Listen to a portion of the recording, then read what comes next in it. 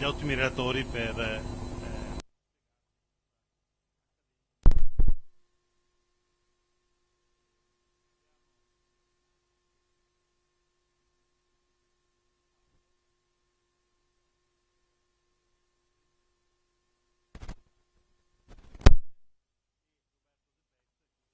viene perfino da Napoli e comunque penso già tutti voi che è il nostro paladino degli OGM, diciamo da lunga data.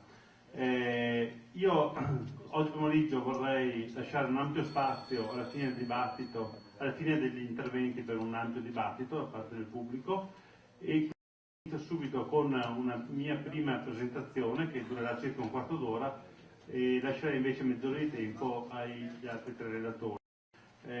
Quindi vedo che vi darò le spalle perché se no non vedo di cosa parlo.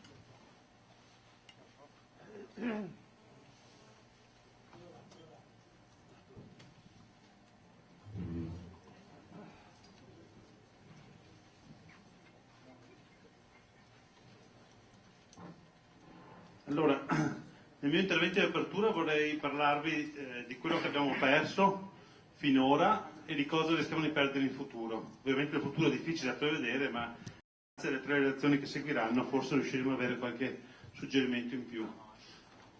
Su cosa abbiamo perso finora vorrei parlarvi del caso noto probabilmente a molti di voi, che è il caso del mais resistente alla piralide, e un'altra cosa che abbiamo perso è il blocco della situazione della ricerca, che condiziona il prossimo futuro, perché la ricerca ha sempre tempi lunghi poi per portare in campo nuove novità, e quello che abbiamo perso ormai è perso anche per il futuro. E cosa rischiamo di perdere in futuro lo sentiremo nei prossimi interventi. In particolare comunque ci sono tutta una serie di nuove tecniche di miglioramento genetico, che detto con un acronimo inglese sono le New Breeding Techniques o NBT, e le loro applicazioni e le coltivazioni di nostro interesse, che verranno via via diventeranno possibili nel prossimo futuro. Infine, vorrei porre una domanda aperta ai tre relatori e anche al pubblico sulla distinzione tra OGM e non OGM, che è una distinzione che ha riguardato il passato, ma che con l'avvento di queste nuove tecnologie rischia di diventare più complicata, e quindi capire se è ancora il caso di continuare con questa distinzione sulla tecnica, cioè biotecnologie e miglioramento genetico convenzionale, o se non diventa più opportuno ritornare alla vecchia idea di distinguere il prodotto, quindi capire se un prodotto vale indipendentemente se ha usato una tecnica o un'altra, capire quindi, per dirla in termini più facilmente comprensibili, valutare se una macchina va bene perché consuma poco, inquina poco, oppure se va bene perché ha usato il cacciavite piuttosto che la chiave inglese, detta in termini terra-terra. Qui molti di voi conoscono già questo insetto che è la piralide, ma forse c'è anche gente che non ha ben presente cosa sia, quindi ho alcune immagini. Questa è la larva di piralide che entra nella spiga durante il mese di luglio, erode la spiga, hanno danni quantitativi ma anche qualitativi, perché sull'attacco della piralide si sviluppano delle muffe che via via con la maturazione del mais producono delle sostanze tossiche dette micotossine. Qui siamo alla raccolta, vedete il foro di entrata di questa larva. Se apriamo il cartoccio troviamo in corrispondenza del foro del marciume diffuso, se spezziamo a questa altezza la spiga la troviamo completamente ammuffita. Non è tanto l'estetica che interessa, ma è che insieme con la muffa si producono sostanze tossiche. Questa è l'ultima sperimentazione che è stata fortunosamente fatta in Italia con OGM in pieno campo, mais OGM in pieno campo, resistente alla piralide, che è stata fatta nel 2005 in Lombardia. Qui a sinistra vedete il mais convenzionale non trattato clinicamente contro la piralide, questo invece è quello resistente.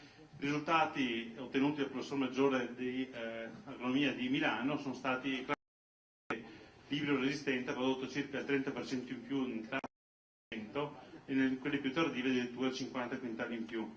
Ma a parte la differenza di produzione c'è una vessale di differenza nella presenza di piralide e nella presenza di ammuffimenti, siamo da 0 al 23%, e la presenza di micotossine è proporzionale alla quantità di fungo poi che troviamo nella pianta. E qui sono i fori, diciamo che andiamo da 0 a 6, da 0,75 a 10 e come vedremo, dividendo questi numeri fori per i differenze di quintali, più o meno perdiamo circa 7-8 quintali per foro, per pianta. Questi dati li troviamo anche in Francia, questi sono i numeri di gallerie per pianta, quelle verdi, la linea azzurra, e la linea verde invece è la perdita. Se noi dividiamo il numero di gallerie per 4 per i quintali, vediamo che siamo intorno al 7-8 quintali. Ognuno di noi è capace di stimare la perdita che ha nel proprio campo, basta prendere una pianta di mais, tagliarla da in cima in fondo, contare le gallerie e moltiplicare per 7-8 quintali il numero di fori che trova, e quello più o meno la perdita che ha. Quindi vi invito a farlo per capire cosa stiamo perdendo oggi in produzione. Ma oltre alla produzione, quello che interessa è anche la presenza di micotossine. Questo in Francia si vede che anche nelle zone poco attaccate, anche in quelle molto attaccate, la riduzione di micotossine è di circa 2/3. Gli stessi dati erano stati tenuti negli Stati Uniti ancora nel 96-98, non tutti gli eventi erano altrettanto efficaci, però il MAN 810, che è l'unico evento autorizzato alla coltivazione in Europa, consente il miglior controllo di piralide e quindi anche abbattimento di fumonisine. Questi sono i dati trovati in campo in Italia dal professor Pietri dell'Università Cattolica di Piacenza, in cui in 3 anni di sperimentazione, dal 97 al 99, ha trovato delle riduzioni molto significative di fumonisine e mediamente una riduzione di circa 6 volte il valore di fumonisine. Quindi si dimostra ancora una volta che il danno alla piralide è un danno non solo quantitativo ma anche qualitativo. Queste sono poi l'accrescimento, il guadagno giornaliero nell'accrescimento dei suinetti. Andiamo da 400 grammi per un alimento senza fumonisine a 360 grammi per un alimento che ha 13.000 microgrammi per chilo di fumonisine. Quindi il danno che abbiamo non è solo un danno ai coltivatori, ma è anche un danno agli allevatori, è un danno per l'intero settore cerealicolo-zootecnico. Qui ho ripreso un articolo comparso a Science che fa sostanzialmente un bilancio dell'utilizzo del mais resistente alla piralide negli Stati Uniti d'America, e il titolo dice che quando abbiamo una coltivazione su ampi aree di mais resistente alla piralide, la popolazione di piralide cala, per cui a beneficiare non sono solo i campi coltivati col mais resistente alla piralide, ma anche i campi varietà coltivati vicino, perché il numero di insetti è comunque ridotto. Dopo iniziare coltivazione avevano smesso di piantare mais BT, vedete che l'istogramma qui cala, perché non c'erano più danni. Come sono scesi sotto il 50% di superficie, la piralide ha ripreso. Quindi è una conferma del fatto che il mais BT ci serve non solo per controllare la piralide sugli appezzamenti dove coltiviamo, ma anche su quelli limitrofi. E è sufficiente coltivare circa il 60% della superficie in un areale ampio a mais BT per abbattere la piralide su tutto l'areale. Questo è importante perché poi nel calcolo dell'estimazione economico vediamo che non dobbiamo pagare royalties per il seme BT su tutti gli ettari che coltiviamo, basterebbe coltivarne circa un po' più della metà. In America poi, grazie anche non solo al mais BT ma al miglioramento della tecnica, hanno continuato a aumentare le rese, è la linea verde, vedete, e contemporaneamente hanno ridotto il consumo di fertilizzanti, quindi hanno aumentato l'efficienza di utilizzo dei fertilizzanti con un risparmio economico ma anche un miglioramento ambientale. Questo è l'azoto, vedete che l'azoto resta costante, addirittura cala, mentre la resa, cioè i quintali per ettaro, aumenta. Quindi vuol dire che per ogni quintale prodotto si consumano meno chili di azoto, che tra l'altro è la prima voce di input energetico in un campo di mais. Questo è cosa succede adottando la tecnologia in Ucraina, che è diventato il primo esportatore in Europa di mais, quello che ci invade i nostri mercati. Fino agli anni 2000 non usavano praticamente il mais ibrido, usavano mais in pollinazione libera e avevano rese piuttosto basse. Questa linea qui rossa è la resa. Man mano che è aumentata l'importazione di mais ibrido dalla Francia e dagli Stati Uniti, le rese sono via via aumentate, quindi il progresso genetico è fondamentale per riuscire a garantire buone produzioni, quindi approvvigionamento, sicurezza alimentare e redditività per le imprese, soprattutto se dalle altre parti l'innovazione viene adottata mentre in un paese resta bloccata. Queste sono le rese del mais dagli anni 50 al 2013, l'Italia è la linea rossa. Vediamo che fino in questo periodo l'Italia è stato il paese che ha comunque saputo aumentare bene le rese, circa 80 kg, 90 kg ettaro anno, contro i 91 della Francia e i 90 degli Stati Uniti. Se però andiamo a scomporre questo segmento in due, ci fermiamo a 96 anni di introduzione del mais resistente alla piralide, vediamo che fino agli anni, metà degli anni 90, l'Italia è stato il paese con il più alto tasso di aumento delle rese di mais. Riusciamo ad aumentare il mezzo per ettaro per anno, contro un quintale 20 della Francia, degli Stati Uniti e un quintale 30 della Francia. Quindi sono stati paesi leader per l'aumento delle rese di mais dagli anni 50 agli anni 90.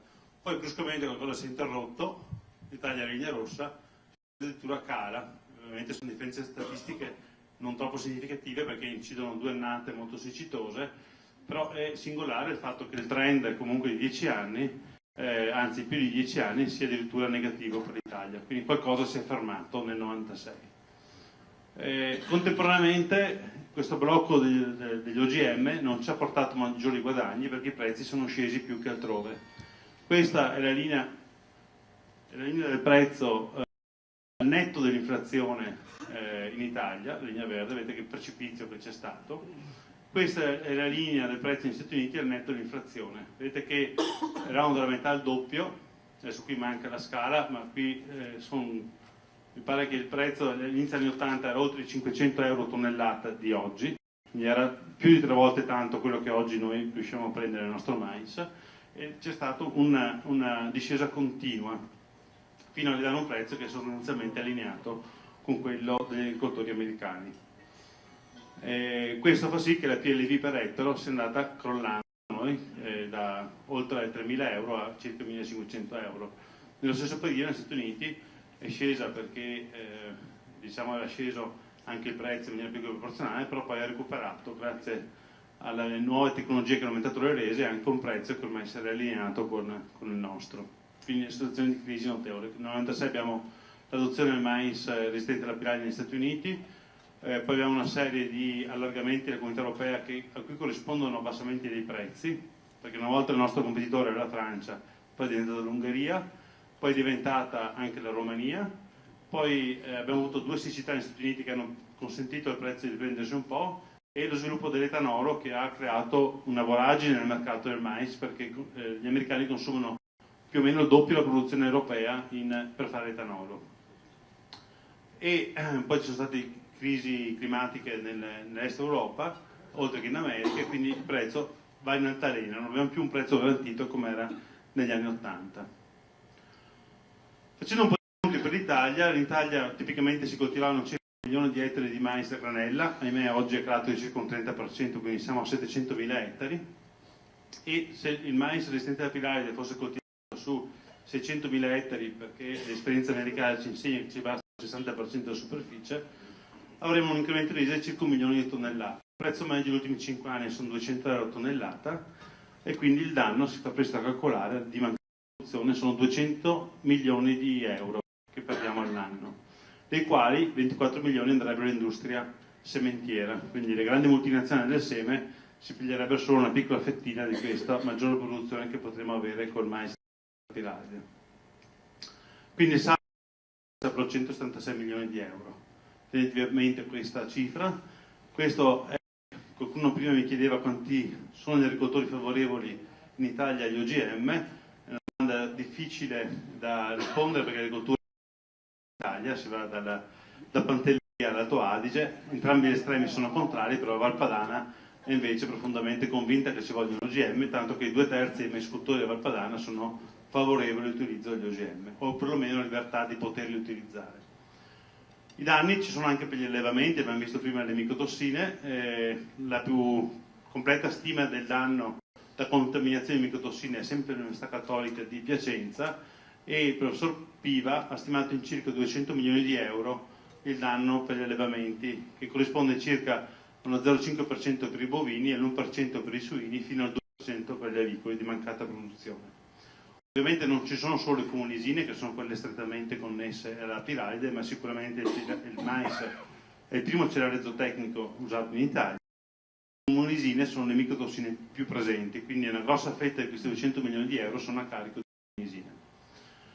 E quindi hanno 136 milioni di euro per gli agricoltori, produttori di mais, probabilmente simile anche per l'estate. Quindi abbiamo circa un conto di 350 milioni di euro all'anno.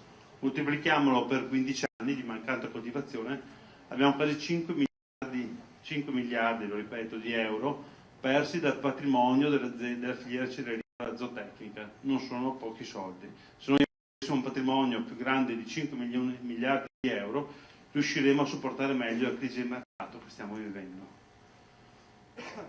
Non sono solo discorsi economici, ci sono anche discorsi ambientali. Si parla oggi molto di effetto serra. Bene, potremmo scegliere di coltivare, di produrre la stessa quantità di prodotto, quindi risparmiando una parte di superficie coltivata a mais. Questo equivarrebbe a risparmiare, a usare in meno 500 milioni di euro o 90.000 tonnellate equivalenti di petrolio di energia, o a 450.000 tonnellate di agrofarmaci in meno, 40.000 tonnellate di concime per i quali si consuma ancora energia. Quindi diciamo 1 milione di tonnellate di prodotto corrisponde a questi input di produzione. Se invece decidessimo di coltivare la stessa superficie e produrre in più, 1 milione di tonnellate di mais corrispondono a 2,6 milioni di tonnellate di CO2 e soprattutto lasceremo anche meno azoto nei terreni a fine ciclo. Asportando più granelle asportiamo anche più azoto, quindi con meno problemi di inquinamento delle falde. Ricordo che l'Italia era in procedura di infrazione per l'azoto, l'incremento d'azoto. Qui sono 2 slide su cui vado anche, le ho rimesse anche se ormai sono dell'anno scorso come eventi, ma mi servono perché sono state ripresi quest'anno. Allora, la prima riguarda il Ter del Lazio. L'associazione agricoltori insieme con altri ha fatto ricorso contro il decreto del luglio 2013 che invocava il per evitare le semi del mais BT, però con un fascicolo che era alquanto poco credibile. Ciò nonostante un parere dell'EFSA che diceva che questo fascicolo scientifico era inconsistente, sia il Ter di Stato hanno detto che effettivamente c'era un pericolo e quindi il governo aveva fatto bene a bloccare la coltivazione. E 3 meta-analisi, cioè gli articoli scientifici già apparsi in uno italiano, Van Henneman, che è una veterinaria, e Klamper, che è un economista tedesco, che tutti e 3 hanno detto che non esistono ad oggi pericoli manifesti derivanti dal. Non solo, hanno anche trovato che c'è stata una riduzione del 100% di pesticidi del mais e del cotone, hanno avuto un aumento di resa del 22% e un aumento dei profitti del 68%. Il 100% sembra una cifra astronomica, ma in realtà è il guadagno. Siccome oggi guadagniamo pochissimo, aumentare del 68% il guadagno non è poi un aumento così eclatante. Ecco, quindi l'introduzione del primo OGM, questi sono l'analisi degli articoli ha trovato, quindi dei risultati assolutamente positivi.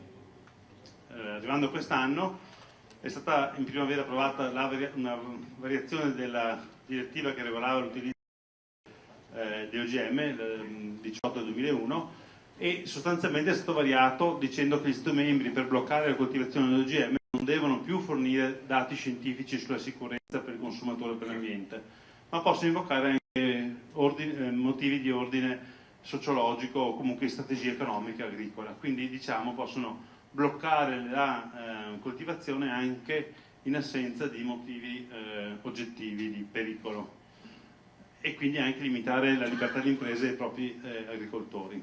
18 Stati membri hanno chiesto l'attivazione del mondo 110, questi sono gli Stati, tra cui l'Italia e parte, non c'è la Spagna, non c'è la Romania e altri Stati. Sempre nel 2015 la Commissione ha detto: vi lascio la libertà di bloccare la coltivazione per decisione politica, ma vi lascio anche la possibilità di bloccare decisioni politiche, quindi mi mantengo a me è sicuro no per il consumo, quindi questo OGM comunque non si può. Una volta che ho deciso che è sicuro, comunque voi siete liberi di vietarlo, di vietare l'importazione. Questo perché il processo andrà sempre molto lento, perché c'è sempre molta ostruzione. Gli Stati membri hanno detto sì, dacci il diritto di vietare, ma non vogliamo il diritto di bloccare l'importazione. Quindi ad oggi noi abbiamo delle regole europee che sostanzialmente lasciano allo Stato membro di vietare la coltivazione, ma non consentono allo Stato membro di vietare l'importazione. Quindi di fatto oggi noi importiamo a man bassa e OGM prodotti nel resto del mondo, ma non possiamo coltivare, quindi è un servizio ai coltivatori del Sud America e dell'Est Europa, che i nostri politici ci hanno fatto. Dulcis in fundo, il Tribunale di Udine, pochi giorni fa, penale, su un caso di un coltivatore friulano, ha deciso di chiedere il parere della Corte europea sul decreto del luglio, che c'è un errore, che era stato dichiarato valido dal Consiglio di Stato. Quindi il Consiglio di Stato dice sì, bene, però dopo vediamo che la pensamenti. Io mi immagino che la Corte di Giustizia europea dirà senz'altro che il decreto 13 era non coerente con le norme di allora della Comunità Europea, però sarà una vittoria di Pirro perché ormai sono cambiate le regole, quindi comunque lo Stato potrà vietarne la coltivazione. Per concludere, a me sembra di vivere in una torre di Babele in cui sostanzialmente scienza e società stendono a capirsi. L'EFSA è l'autorità che decide se un OGM è sicuro oppure no, gli Stati membri della Commissione, però quello che decide poi raramente è l'opinione pubblica, ma anche un organo di diffusione di queste valutazioni. E i politici non hanno assolutamente intenzione di svolgere questo ruolo. Quindi diciamo, questo è un blocco importante nella comunicazione al consumatore. Le conoscenze comunque aumentano. La tecnica mette a disposizione nuovi strumenti che fra poco vedremo e le norme quindi diventano obsolete perché hanno un inquadramento che non è più adeguato al livello conoscitivo che abbiamo oggi. Il legislatore quindi deve cercare un compromesso tra scienza e società che stenta a trovare, che c'è tecniche.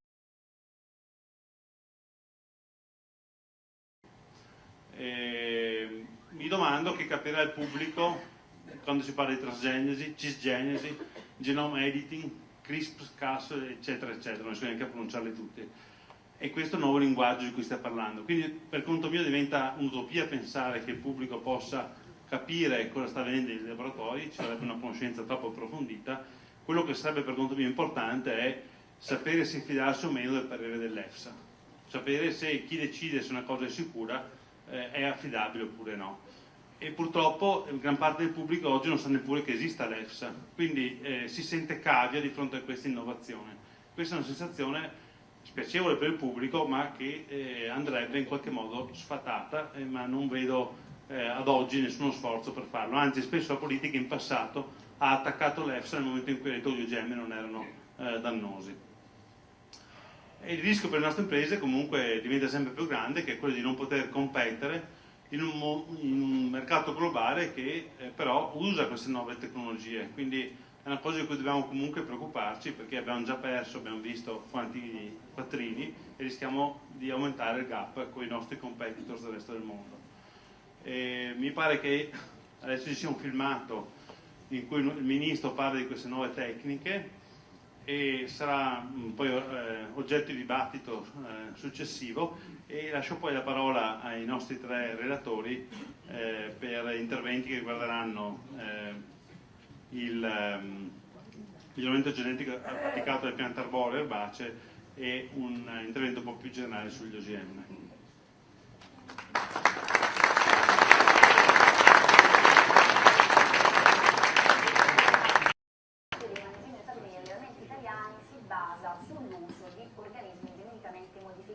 Secondo lei, un prosciutto DOP ottenuto da un maiale nutrito con mangimi geneticamente modificati è corretto considerarlo OGM free?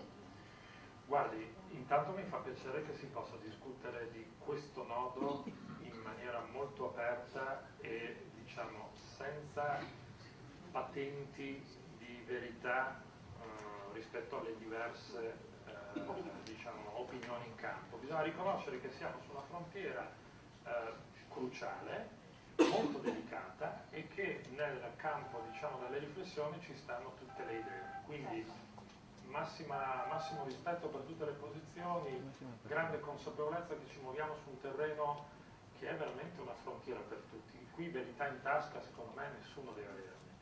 Io sono convinto che sia giusto che l'Italia confermi, come abbiamo fatto accanto ad altri 18 paesi europei, il divieto di coltivazione in campo di OGM, perché continuo a pensare che ci sia una distintività legata proprio anche alla morfologia di questo paese, alla delicatezza territoriale di questo paese, alle sue caratteristiche ambientali. Certo, non abbiamo le coltivazioni estensive. Noi non siamo un'agricoltura estensiva, non abbiamo grandi aree dove lavorare sugli fattori di diciamo quantità. Siamo un'agricoltura, in realtà siamo 100 agricolture in un paese solo, con una delicatezza dal punto di vista territoriale molto molto evidente. Siamo un paese stretto e lungo, abbiamo appunto una fragilità complessiva sul versante ambientale, che però è anche un grande fattore di ricchezza, perché siamo la patria della biodiversità. Allora, in questo contesto, immaginare che un modello agricolo come quello italiano giochi la carta sostanzialmente dell'omologazione quantitativa non mi convincerà mai, lo dico serenamente. Credo che certo, facendo una scelta diversa come quella che abbiamo noi fatto, ci siano anche dei problemi di allineamento e di coerenza. Se io potessi dire che vietiamo i mangimi OGM, lo farei, ma so perfettamente che ad oggi non è possibile. Ma questo non mi può indurre a dire che siccome non riesco a fare un lavoro, diciamo, di frontiera sui mangimi, allora posso anche coltivare, perché banalmente basta vedere alcuni dossier molto delicati, come ne cito uno a caso, quello legato al glifosato, per capire che fa una bella differenza coltivare o non coltivare in campo questi in particolare gli OGM. Quindi io dico, scegliamo la via della distintività, non facciamolo con logiche ideologiche, con, come dire, qui non c'è nessuno oscurantista, c'è semplicemente una scelta di carattere economico-sociale. Io credo che nella distintività il modello agricolo italiano possa emergere e rafforzarsi. Dico di più, sono molto interessato, come ho scritto anche recentemente, a sviluppare la nuova frontiera della ricerca genetica, quella che però si fa carico di un livello di sostenibilità superiore alle vecchie, diciamo, tecniche transgeniche degli OGM degli anni 80 per come li abbiamo conosciuti. Ma parlo di prodotti cisgenici? Parlo di quella frontiera tecnologica legata alle biotecnologie sostenibili, cisgenesi, genome editing. Spieghiamo a che Sono, adesso per farla in maniera molto semplice, sono tecnologie di come dire, ricerca in campo genetico vegetale a detta di tutti più sostenibili, perché non lavorano nella logica della transgenesi, ma lavorano, diciamo, dentro un'orbita, dentro una sfera che è quella, diciamo, delle filiere, delle specie per come le abbiamo conosciute. Potremmo definirli dei sofisticati innesti? Potremmo definirli dei sofisticati innesti. Allora, chiudo subito per dire, sono il primo a riflettere su come, in particolare sulle esperienze, sulle produzioni made in Italy, noi facciamo un lavoro anche dal punto di vista genetico che rafforza la nostra capacità di stare al passo con l'evoluzione dei tempi e con la ricerca che avanza. Non vorrei che questo Paese discutesse nell'anno di grazia 2015 di OGM così come si discuteva negli anni 80. È per questo che non sono affatto convinto che la transgenesi sia una chance per il nostro Paese, anzi mi batto perché si... No, sì.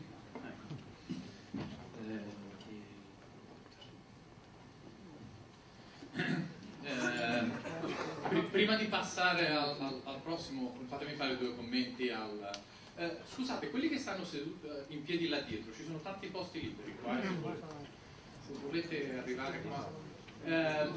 Due commenti. Meno male che c'è un aspetto positivo sulla vicenda Cisgenesi Genometric, cioè sul futuro del miglioramento genetico, e ci auguriamo che sia possibile recuperare il gigantesco gap, il ritardo che abbiamo accumulato in questi anni. Quindi l'augurio è che non solo si vada in questa direzione, ma che queste nuove tecnologie vengano seriamente finanziate. Siccome seriamente non si capisce, ve lo quantifico.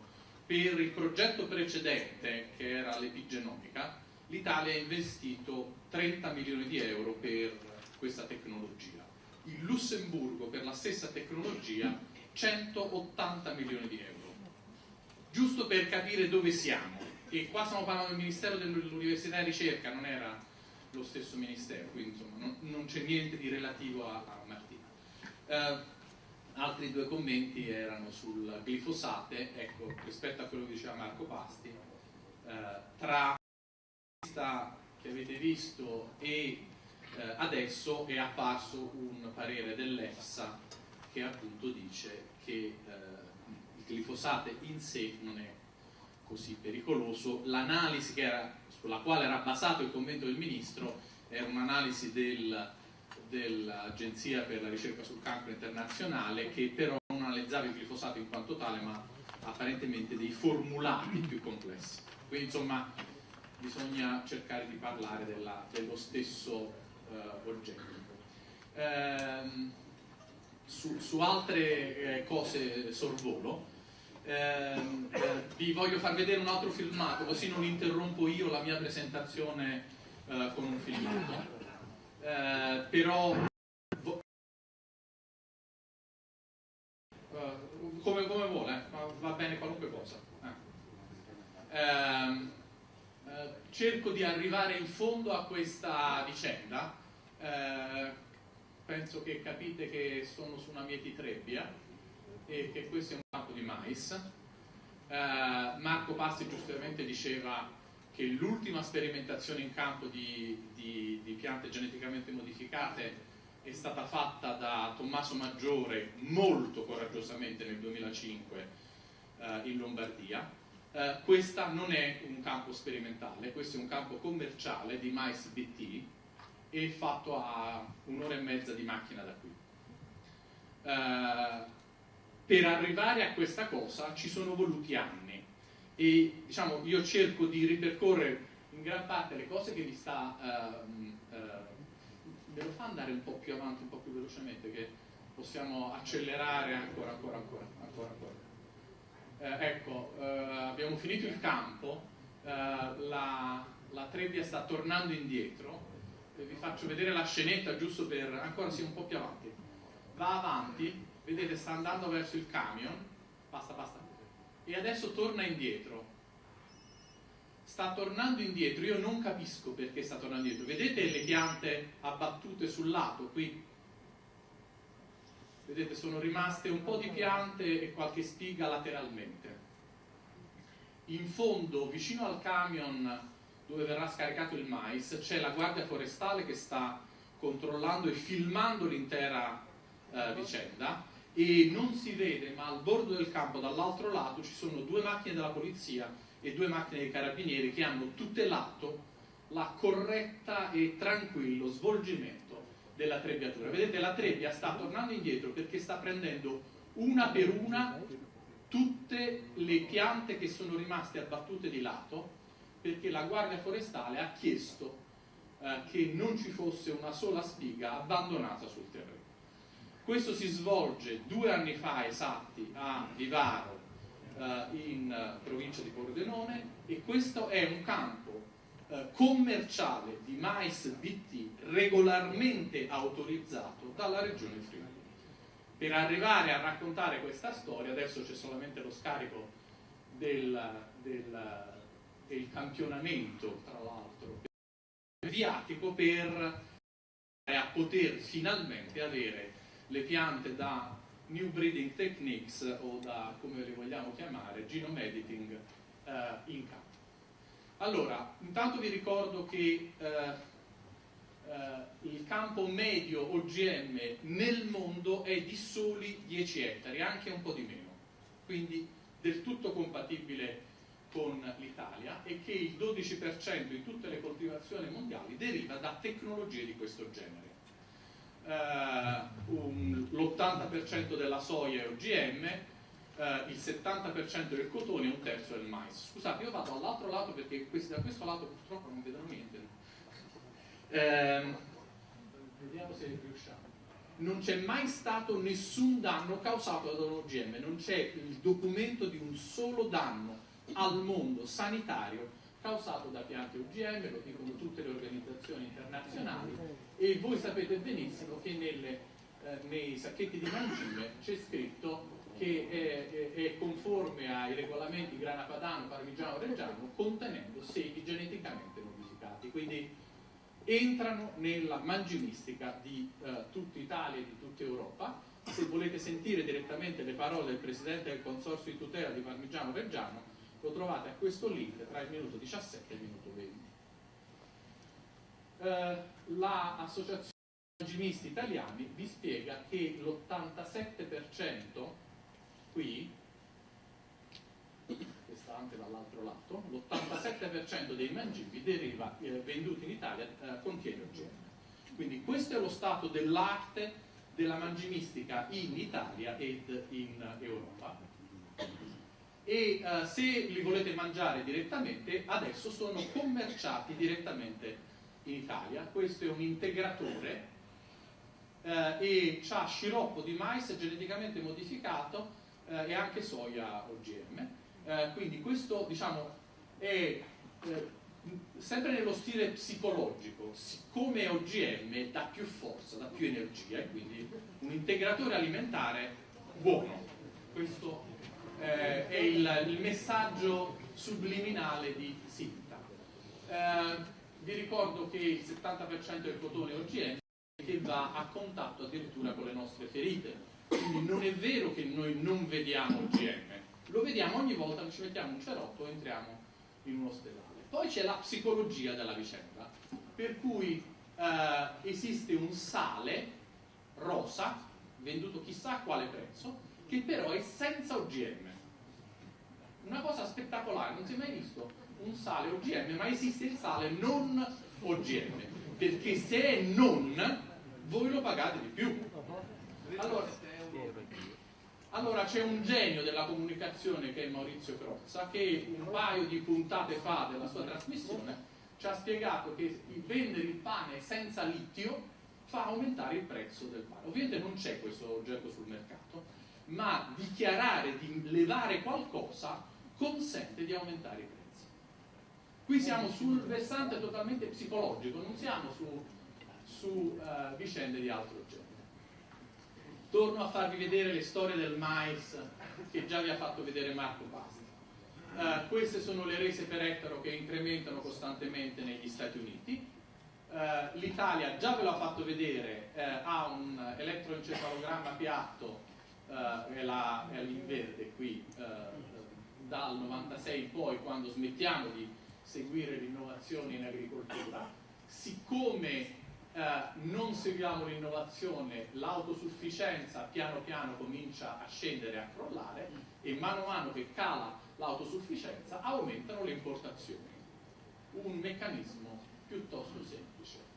Quantificandole, sono 22,6 milioni di tonnellate importate nel 2012 solo di mais, 3,9 del 2013, 4,5 nel 2014. Quindi noi costantemente stiamo aumentando la importazione di mais, e la stima media, vedete, è attorno agli 800 milioni di euro l'anno sprecati per produrre a bassa resa per ettaro e quindi essere costretti a importare più mais dall'estero. Questi 800 milioni, più o meno, quasi, le riusciremmo a produrre usando gli stessi ettari se potessimo coltivare mais.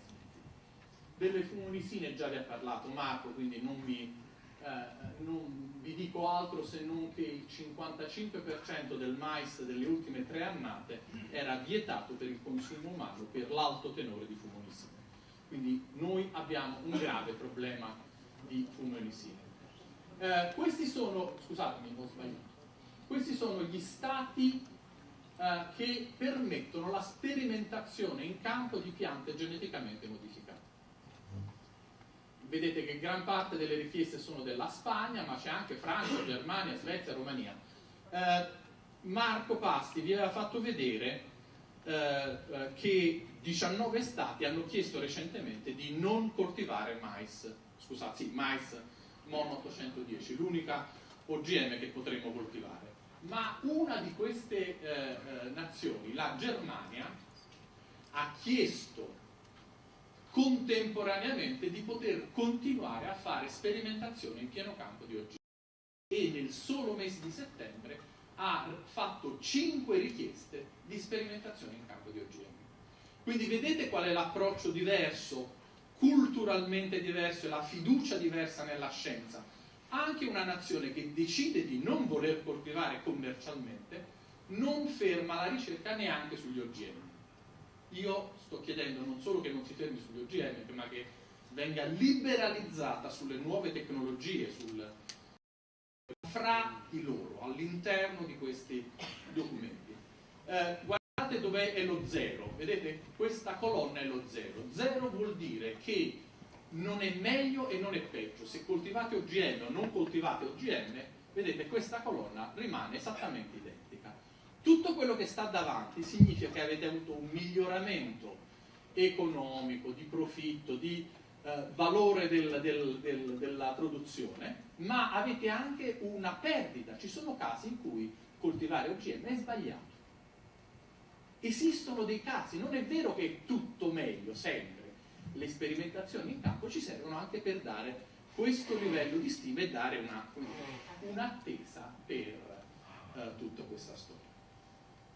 Vi volevo far notare che addirittura Papa Francesco, nell'unica enciclica che ha prodotto, ci spiega che quella degli OGM è una questione di carattere complesso che esige di essere affrontata con uno sguardo comprensivo di tutti i suoi aspetti, e questo richiederebbe almeno un maggiore sforzo per finanziare diverse linee di ricerca autonome e interdisciplinare che possano apportare nuova luce. Quindi, all'interno di un'enciclica sull'ambiente, il Papa chiede che venga finanziata ricerca sugli OGM. Cerchiamo di arrivare a come si va a trebbiare quel campo. Questo è il 2010, questo è un campo di mais OGM, vedete, recintato dalla Guardia Forestale, che campiona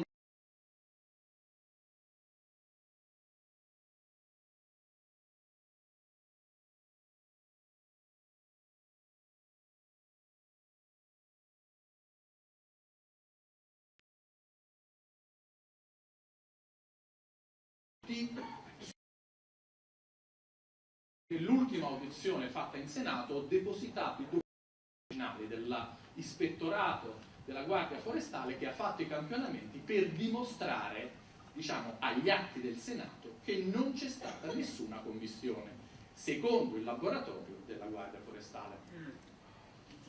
Cos'era successo? Nel 2010 Silvano Dalla Libera aveva vinto un ricorso al Consiglio di Stato che gli aveva detto sostanzialmente al Ministero delle Politiche Agricole: guarda, devi consentire all'agricoltore di coltivare.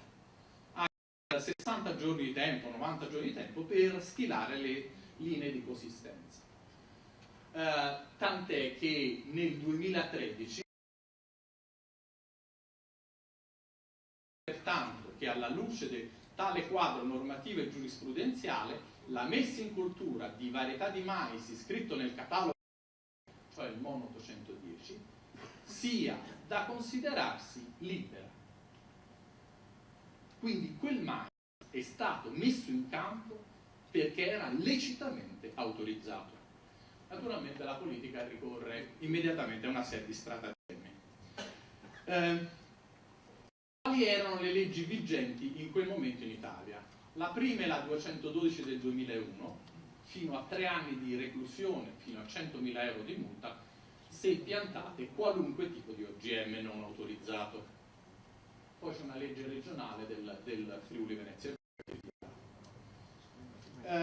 Ma queste leggi, la domanda, erano leggi lecite o illecite? Erano leggi legali o illegali? E questa è la Commissione europea che scrive alla Presidenza del Consiglio dei Ministri nel 2012 e gli chiede che gli vengano inviate tutte le leggi che avete visto prima. Perché gli vengano inviate? Perché prima di essere approvate nello Stato nazionale, tutte le leggi sull'agricoltura devono prima passare per Bruxelles. Tutte quelle leggi non erano passate per Bruxelles. E quindi noi all'inizio del 2014 rischiamo di entrare operativamente in procedura di infrazione perché abbiamo legiferato su questa materia senza averne notificato Bruxelles. Come vi diceva Marco, il 3 agosto di quest'anno la legge, quella dei 3 anni di reclusione, viene abrogata in tutti i suoi articoli principali. Quindi non c'è più quella legge del 2001, 14 anni per abrogare questa legge. Viene ripiantato mais nel 2014 e viene distrutto sulla base di una nuova legge regionale, quella del 28 marzo 2014, ma di nuovo notificato a Bruxelles, di nuovo quella legge non esiste.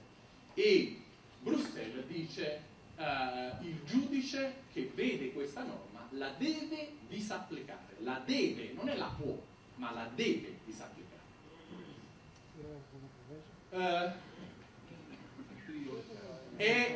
Siamo nel 2013, il mais sta già fiorendo nel campo che abbiamo visto raccogliere all'inizio e 3 ministri si mettono a redigere un decreto ministeriale per vietare le coltivazioni di MON 810 e le ragioni che adducono, guardate che è esattamente l'opposto di quello che dice la normativa europea, avrà un impatto, potrebbe modificare, potrebbe favorire. Ossia, io non dispongo neanche di un dato, ma scommetto sul futuro. Potrebbe, non è. Io devo dimostrare che c'è un pericolo sostanziale. I ministri scrivono che non hanno i documenti, ma emettono un decreto. E questi decreti, che poi sono stati rinnovati, vanno alla Corte di Giustizia europea, dove aspetteremo il giudizio, ma è probabile che venga abrogato. Questi sono i passaggi che vi ha già fatto vedere Marco, quindi ci vado rapidamente. Il 2 aprile l'Unione Europea dà agli Stati membri la libertà di coltivare o non coltivare. 20 giorni dopo dà agli Stati nazionali la libertà di importare o non importare i mangimi. E qui la risposta al Ministro è: benissimo, noi non possiamo vietare l'importazione di mangimi. Possiamo etichettare i prodotti derivati da OGM con un'apposita etichetta in cui diciamo questo animale è stato nutrito con OGM? Perché la domanda della giornalista era questa: un prosciutto nutrito con mangimi OGM è da considerare un DOP o no? Questa era la domanda. Ecco, la mia proposta è: etichettiamolo con OGM, almeno sappiamo che non è nutrito con mangimi italiani. Mi sembra una proposta semplice. 2 giorni dopo, il 24 aprile, l'Unione Europea approva 19 diversi tipi di OGM che erano in lista d'attesa da anni. Quindi, dopo essersi scaricate tutte le responsabilità, passa la palla come dire, si libera dell'incombenza. Allora, io voglio arrivare a questo punto interrogativo. Questo è solo un riassunto di quello che vi ho detto fino adesso. Vado all'altro lato. La legge 2001 comincia nel giugno 2001 e finisce il 3 agosto del 2012. Questo è saltato. Il decreto 12 luglio, il 12 luglio 2013, poi c'è un buco nel rinnovo, non viene rinnovato immediatamente, quindi non c'è continuità nel rinnovo che è attualmente in vigore e adesso finisce, vedete, 16 novembre 2015, finisce alla Corte Europea di Giustizia. buco nel rinnovo del e inoltre nel rinnovo del decreto vengono incluse documentazioni che non poteva essere presente nel decreto del 2013. Quindi ci saranno ulteriori problemi all'interno di questo rinnovo di decreto. Vi dicevo, quest'anno la legge 412 introduce la possibilità per gli Stati membri di vietare la coltivazione. Cosa è successo? L'Italia ha chiesto di vietare la coltivazione, poi dovrà scrivere una norma, perché ancora non c'è. Ma è successo una cosa che secondo me è la più rilevante, forse la vera ragione per cui io sono qui, è per dirvi cos'è questo punto interrogativo. Cosa si poteva fare per mettere in difficoltà il governo? Bastava leggere la 412 del 2015. I divieti nazionali potranno essere motivati con ragioni socio-economiche, di politica agricola, di interesse pubblico, di uso dei suoli, di pianificazione urbana e territoriale, per evitare la contaminazione e la coesistenza o anche altre ragioni di politica ambientale, a condizioni, quelle di politica ambientale, tuttavia, in quest'ultimo caso, che le condotte non si oppongono ma si è di elementare rispetto alla valutazione ambientale e sanitaria, aggiungo io, che compete solo all'EFSA.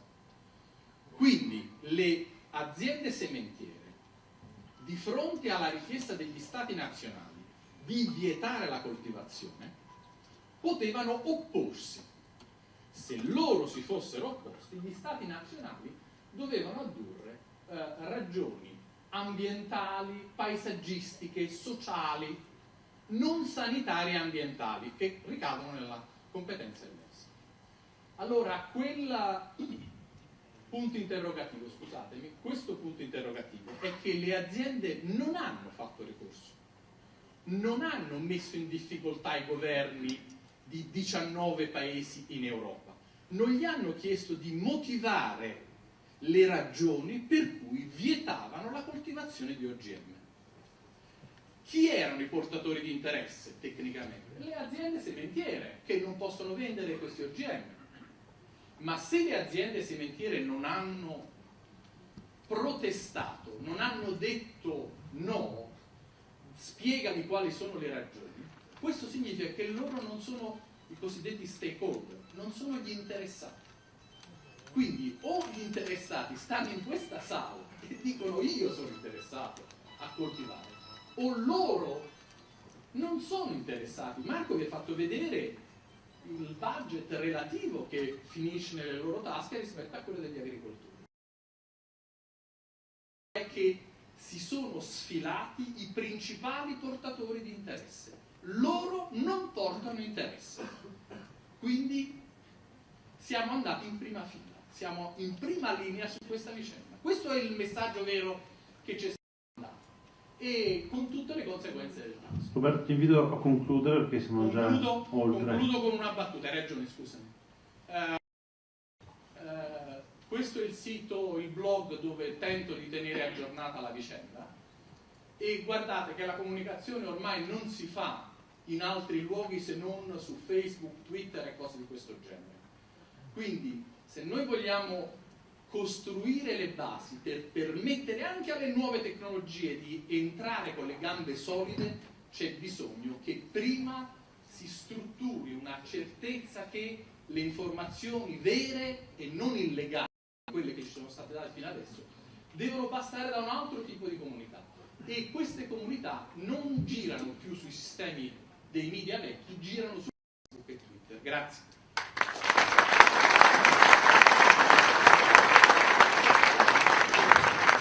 Grazie Roberto dell'ampia presentazione che ci hai fatto. Le ditte sementiere sono state sollecitate dalle associazioni di agricoltori oltre che da altre per opporsi a questo decreto, ma hanno ritenuto che ormai è una battaglia contro il mulino a vento e quindi non perdono neanche più tempo, dicendo che comunque è un piano politico e quindi spetta a Cosmè agricoltori fare rimostranze contro il ministro, e quindi resta a noi attivarci eventualmente. Passo adesso la parola al professor Valcaccia che ci parlerà soprattutto del miglioramento genetico delle specie erbacee per coltivazione annuale.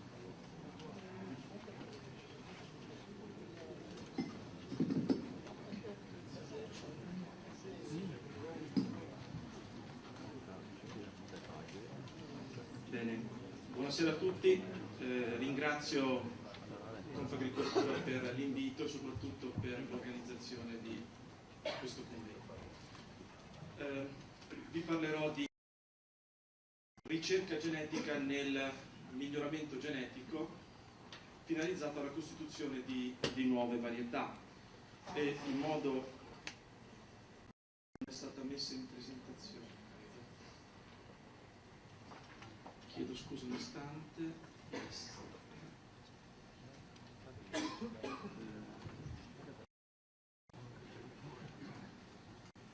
Non conosco PC. Ok, ecco, vi dicevo che ripercorrerò le tappe fondamentali del miglioramento genetico e quindi vi parlerò di ricerca genetica applicata allo sviluppo, alla costituzione di nuove varietà, facendo riferimento in particolare a specie erbacee, in modo particolare a specie orticole, che sono quelle di cui mi occupo principalmente. Allora, qual è il ruolo del miglioramento genetico? Costituire nuove varietà superiori che presentino caratteristiche desiderate che rispondano a requisiti specifici degli agricoltori.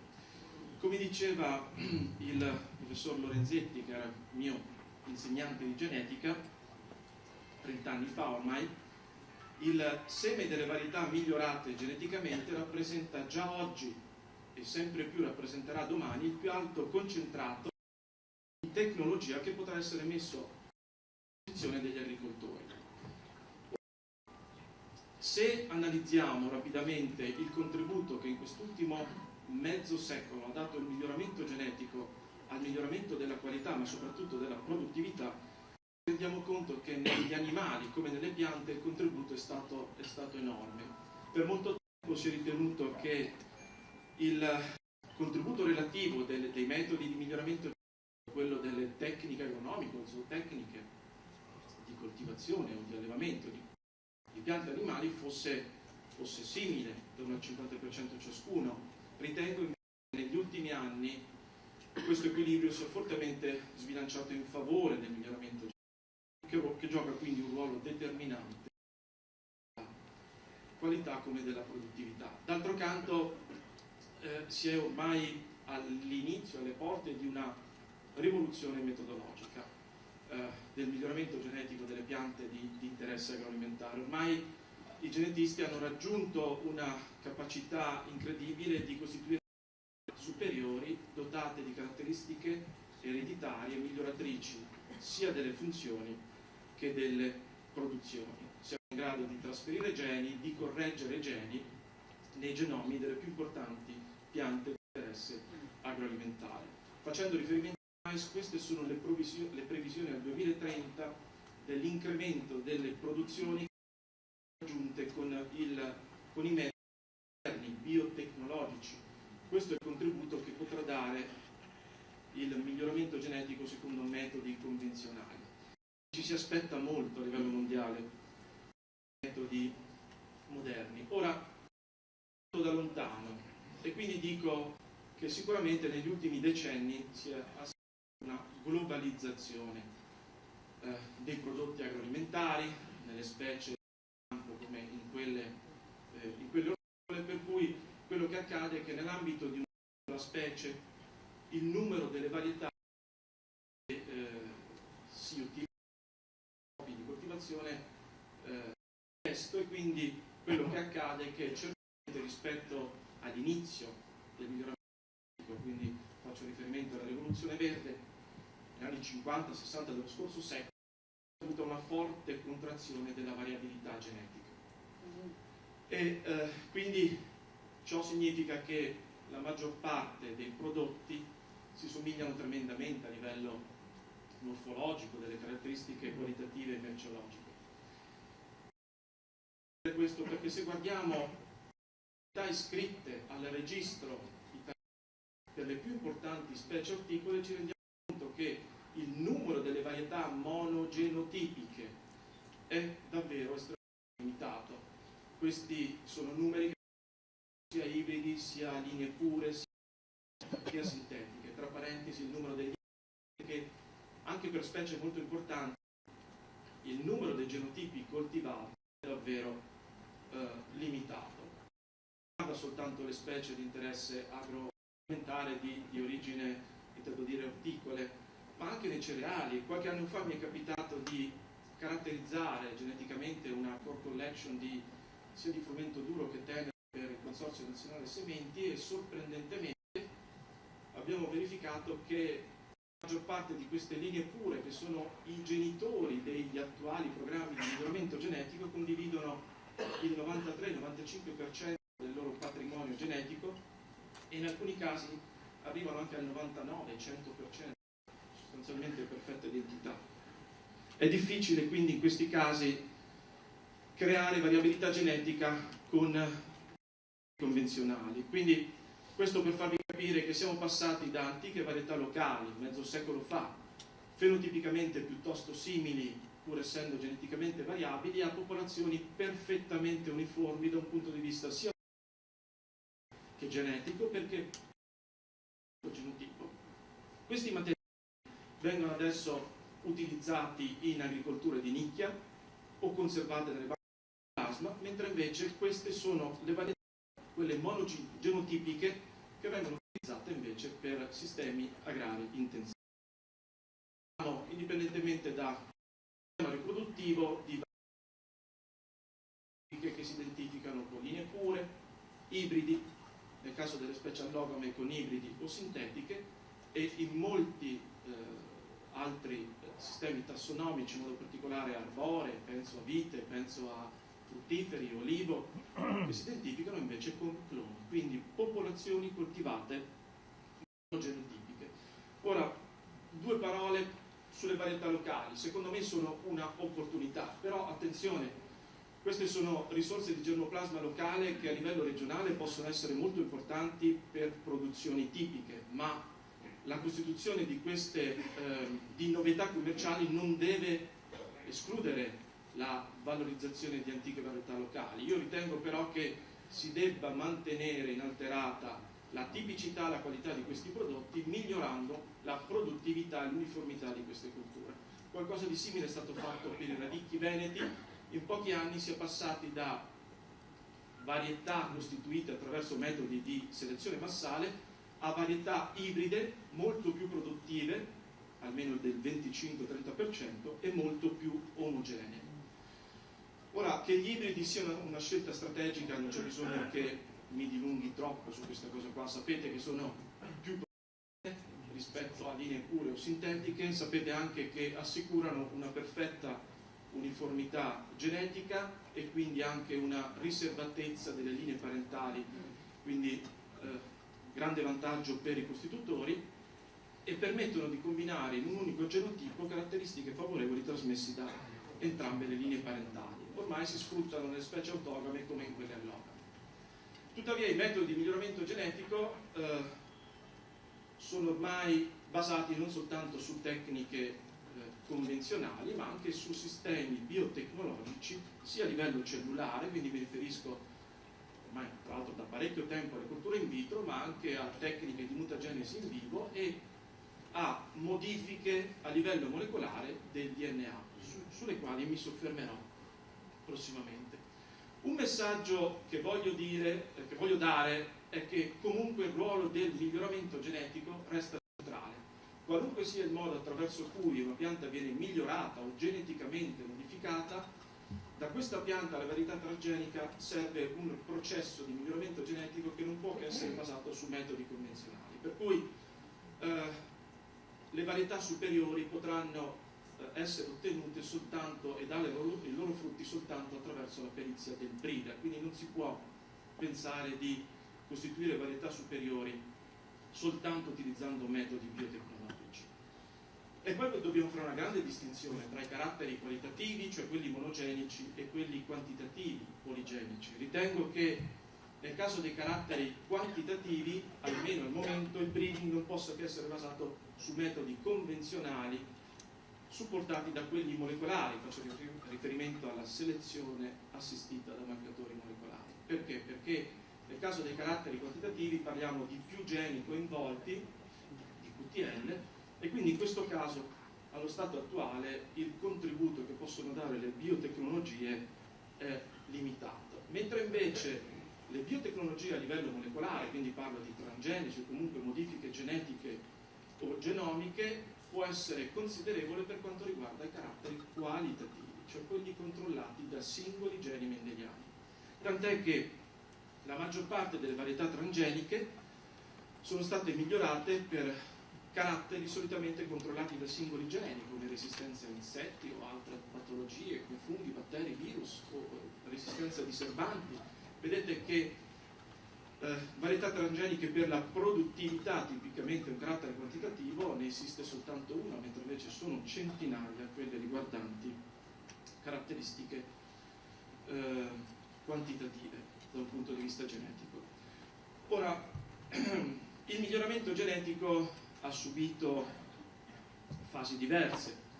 È sempre stato incentrato, lo sarà sempre, sugli incroci, i reincroci, le autofecondazioni, perché questi consentono di creare variabilità all'interno della quale selezionare.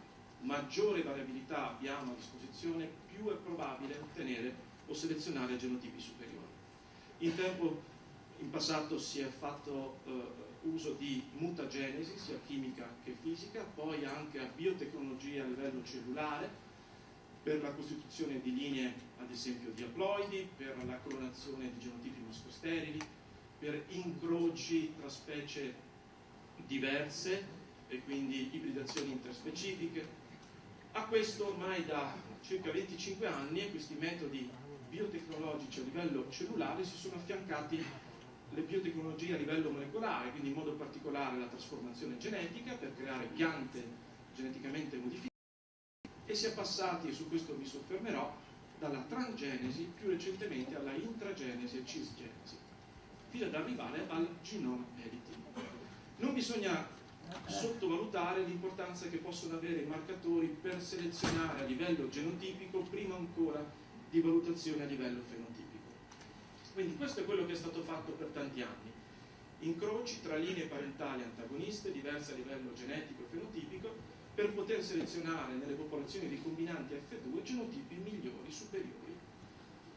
In aggiunta alle popolazioni sperimentali ricombinanti segreganti, sono state anche utilizzate popolazioni mutagenizzate, artificialmente quindi prodotte ricorrendo a agenti mutageni, e laddove possibile anche a risorse di germoplasma di specie affini a quella coltivata. Tuttavia la variabilità genetica non è sufficiente a ricercare all'interno di queste popolazioni sperimentali tutte le varianti alleliche di cui in ogni specie abbiamo bisogno per fare miglioramento genetico.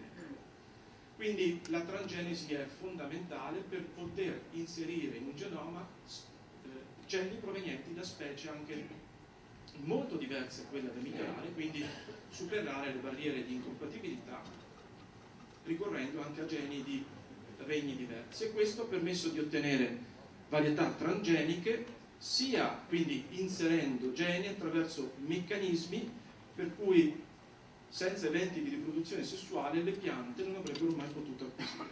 Da questo punto di vista sottolineo che c'è una differenza fondamentale, perché in alcuni casi i geni possono essere esogeni inseriti per far sì che un individuo acquisisca una caratteristica positiva. Si parla di gain of function, mentre invece in altri casi la trasformazione genetica serve ad annullare il funzionamento di un gene che controlla una caratteristica indesiderata, quindi in questo caso si parla di perdita di funzione. In entrambi i casi parliamo di varietà transgeniche. Ora, perché sono state prodotte, lo sapete, sia per aumentare le rese, sia per il controllo del sistema riproduttivo, questo è molto importante.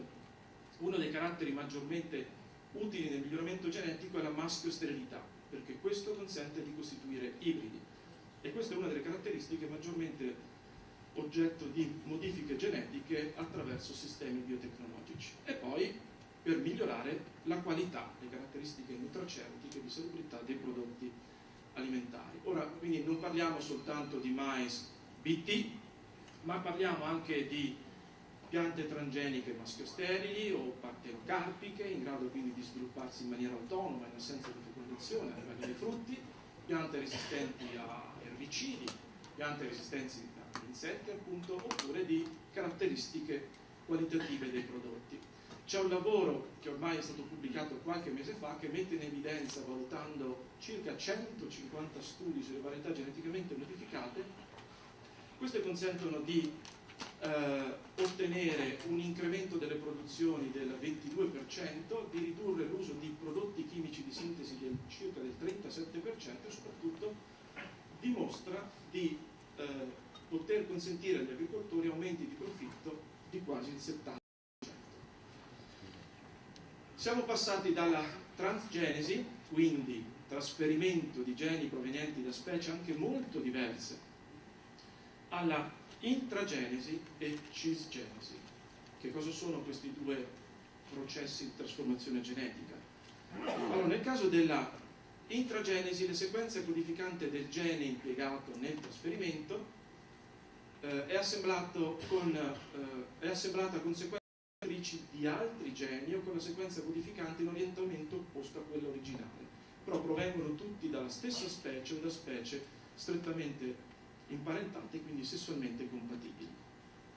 La cisgenesi è un caso particolare di intragenesi, perché in questo caso il trasferimento riguarda uno o più geni con le proprie sequenze regolatrici, quindi con il proprio promotore nativo, terminatore nativo e con la regione codificante nel corretto orientamento. Quindi di fatto è un sistema che coincide con quello che è stato utilizzato per decenni, per secoli, attraverso il normale miglioramento genetico basato sull'incrocio. Quindi la cisgenesi prevede il trasferimento di un gene esattamente com'è nella specie donatrice. E questo è il grande vantaggio. Perché viene fatto questo? Perché ovviamente in questa maniera la cisgenesi offre la possibilità di massimizzare la similitudine con il trasferimento genico convenzionale mediato da incrocio. Perché si fa questo? Perché è molto più preciso, molto più rapido e soprattutto non è associato agli effetti negativi che l'ibridazione tra individui diversi comporta e determina molto spesso il trasferimento di caratteri negativi controllati da geni strettamente associati a quello che si intende trasferire. È un fenomeno che noi genetisti chiamiamo linkage drag. Dove è stata applicata la intragenesi e la cisgenesi? Benché siano tecnologie piuttosto recenti, sono già state impiegate in diverse specie di interesse agroalimentare per migliorare resistenze a patogeni di diverse tipologie, ma anche per migliorare caratteristiche tecnologiche qualitative, il contenuto di lignina in erba medica, di acido fitico in orzo, oppure la degradazione dell'amido o il contenuto di acrilamide per effetto della frittura in patata e così via. Quindi esistono già esempi applicativi di queste tecnologie che costituiscono un passaggio in avanti, un'innovazione rispetto alla transgenesi. Esistono altre vie utili per il miglioramento genetico? Allora, per tanti anni si è portata avanti una sorta di genetica in avanti, forward genetics, cioè si creava un nuovo carattere, cioè un nuovo fenotipo attraverso mutagenesi casuale, in modo tale da poterne identificare, cioè clonare il gene responsabile. Ormai da diversi anni si parla invece per lo più, per il miglioramento genetico, di reverse genetics, cioè di genetica inversa. In questo caso si può manipolare una sequenza genica di un organismo attraverso una mutagenesi che non è più casuale ma sito-specifica, cioè riferita ad una particolare regione predeterminata nel genoma. E questo per sé consente di modificare o migliorare un particolare carattere, quindi di creare un nuovo fenotipo.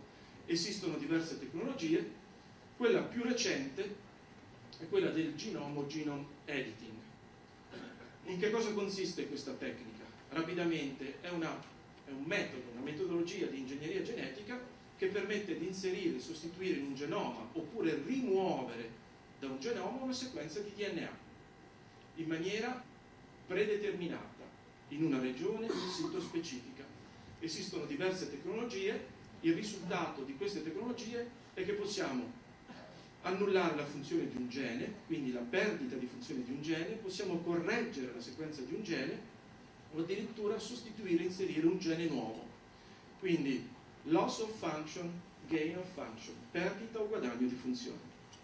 E anche in questo caso esistono già degli esempi concreti, applicativi, che riguardano di nuovo resistenza a diverse patologie in diverse specie di interesse agroalimentare, ma che riguardano anche caratteristiche come la crescita o lo sviluppo della pianta o dei frutti, oppure la tolleranza a erbicidi.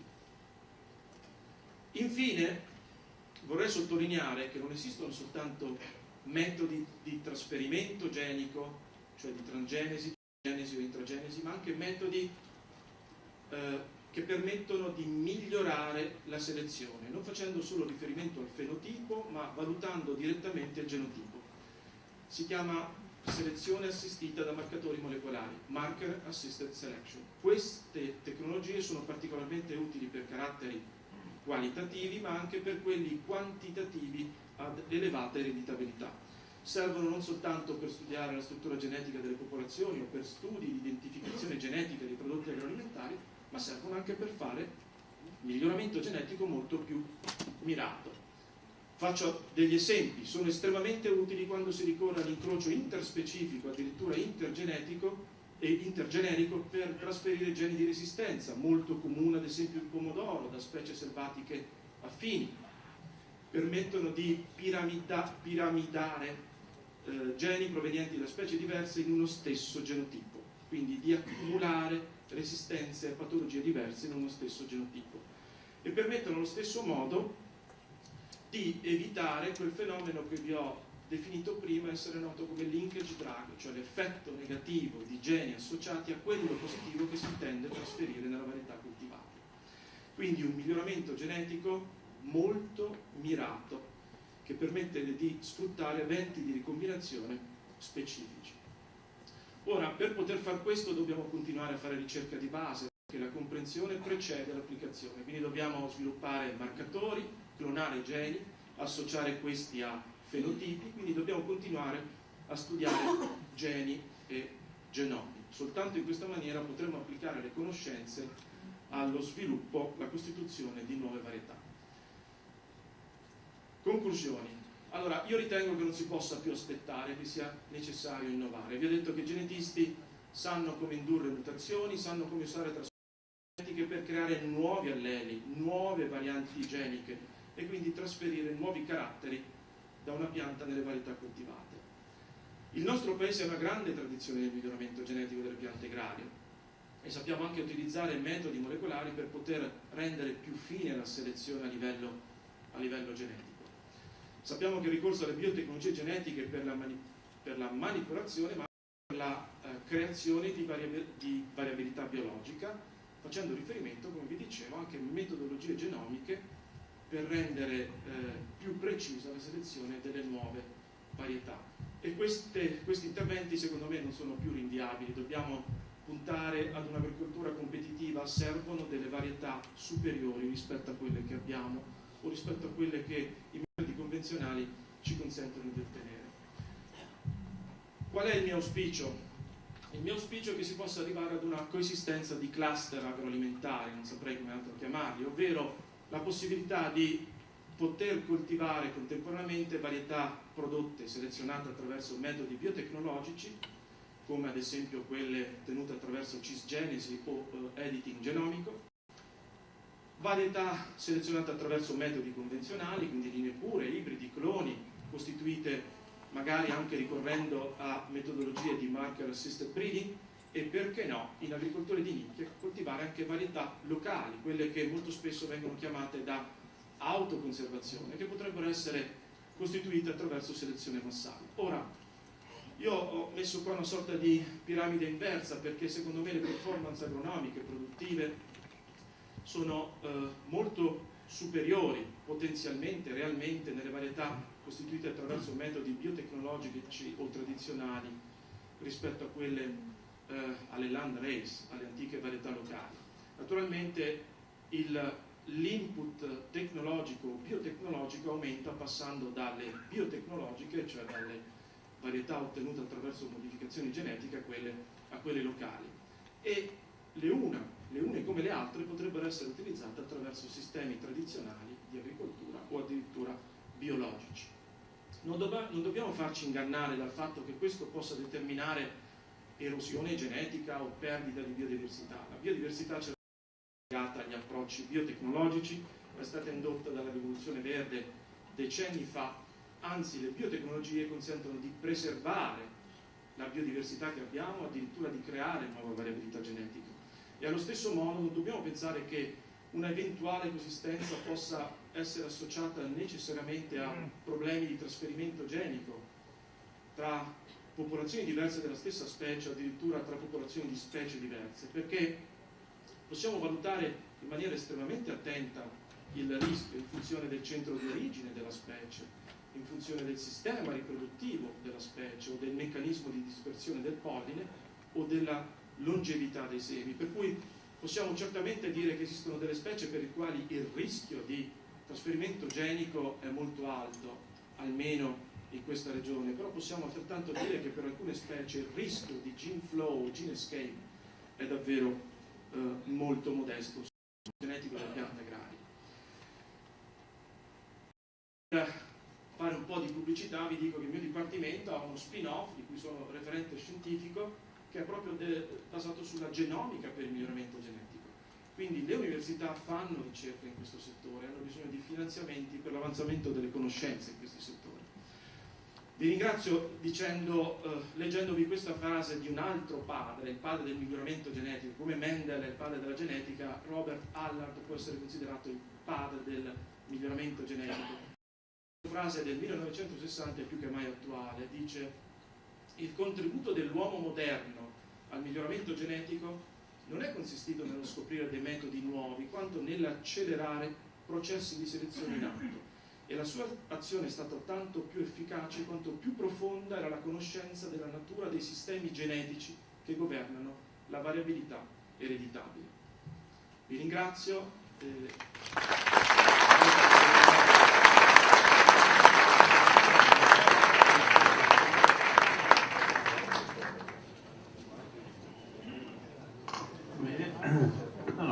Ringrazio il professor Baccaccia anche perché ha quasi rispettato i tempi assegnati, ci ha dato una bella panoramica. Abbiamo capito che il miglioramento genetico convenzionale comunque non viene superato dalle biotecnologie e che anche le biotecnologie consentono risultati diversi a seconda della tecnica che si impiega, quindi si vede più una sinergia che non un antagonismo tra le varie tecniche sia convenzionali che innovative. A questo punto passo la parola all'ultimo relatore, il professor Margante, che è anche presidente della Società Italiana di Genetica Agraria, che affronterà il tema soprattutto del miglioramento genetico nelle specie arboree e in particolare anche della cisgenesi, che forse è più interessante per questo settore, in quanto la tecnica del rincrocio e selezione che si può fare velocemente nelle specie erbacee diventa molto più lunga e complessa nelle specie arboree. Buonasera a tutti, grazie per l'invito a partecipare a questa interessante iniziativa e come diceva Marco Pasti io vi parlerò in particolare di quelle che sono le specificità delle specie arboree, partendo anche da un lavoro che concretamente abbiamo fatto all'Università di Udine. Ma volevo riassumere quelle che sono le sfide dell'agricoltura italiana, che sono in parte comuni a quelle dell'agricoltura globale, quelle grandi sfide di cui si è parlato poco ad Expo, di cui bisognerebbe parlare di più, ossia che andando avanti abbiamo bisogno di aumentare la produttività, ma diminuire l'impatto ambientale dell'agricoltura, puntando anche a migliorare le proprietà salutistiche e qualitative dei prodotti agricoli. In più nell'agricoltura italiana dobbiamo anche fare i conti col fatto che parte della nostra agricoltura si fa forte della tradizione e questo è un punto di forza ma anche un punto di debolezza. È un punto di forza perché ovviamente ha un valore sul mercato, ma è un punto di debolezza se diventa qualcosa a cui attaccarsi senza la capacità di andare oltre. E quindi non possiamo fermarci solo alla tradizione, ma dobbiamo saper creare tradizione e innovazione. Cercherò di darvi un esempio su come si può fare questo, parlando di un settore, quello della viticoltura, che forse è il più tradizionale, forse il più conservativo in assoluto se parliamo di agricoltura. Qui vi faccio vedere un'immagine, sulla destra dovete vedere una persona che è il grande vecchio della viticoltura italiana, Livio Felluga, che ha superato i 100 anni, che sta ammirando i suoi vigneti a Corno di Rosazzo, paesaggio idilliaco, e uno direbbe: perché a fronte di tanta bellezza devo pensare di cambiare? La ragione sta in questo grafico e nei dati successivi. Questo grafico vi fa vedere l'utilizzo dei fungicidi in Francia, non usiamo l'Italia, usiamo i nostri concorrenti francesi, nella viticoltura, e quelle sono le barre azzurre, rispetto a tutti gli altri settori dell'agricoltura, che sono rappresentati dalle barre rosse e da quelle verdi. Come vedete, la viticoltura da sola usa molti più fungicidi di quanto ne vengono utilizzati in tutto il resto dell'agricoltura francese. L'agricoltura francese, come sappiamo, è un'agricoltura decisamente tecnologica, ma se parliamo in generale di sostenibilità ambientale e impatto dei fungicidi in tutta la viticoltura europea, le statistiche sono abbastanza schiaccianti. La viticoltura usa il 3,3% dei terreni agricoli, però usa il 65% di tutti i fungicidi. Questo non è un problema solo della viticoltura da vino. Parlavo pochi giorni fa con Eugenio Sartori, che è il direttore dei vivai cooperativi di Rauchede, e mi diceva che nella uva da tavola, quella che andrete fra poco a mangiare, che viene ad esempio venduta sotto Natale, vengono fatti in media 36 trattamenti con fungicidi prima di portarla sulla tavola dei consumatori. Quindi quella patina che vedete ogni tanto, riflettete. Esatto. Perché si è arrivati a questa situazione nella viticoltura? Riprendendo quello che hanno detto anche altri, se noi vogliamo essere molto schematici nel descrivere, la genetica ha avuto un ruolo molto minore, perché noi stiamo ancora coltivando le stesse varietà che coltivavamo 100-200 anni fa, mentre dal punto di vista della protezione dalle malattie il ruolo decisivo l'ha avuto la chimica. Quindi la rinuncia alla genetica ha portato a un ruolo maggiore della chimica, e la ragione per cui si usa così tanta chimica è che non stiamo usando resistenze di tipo genetico, come invece sono state largamente usate in altre specie, in particolare in specie erbacee.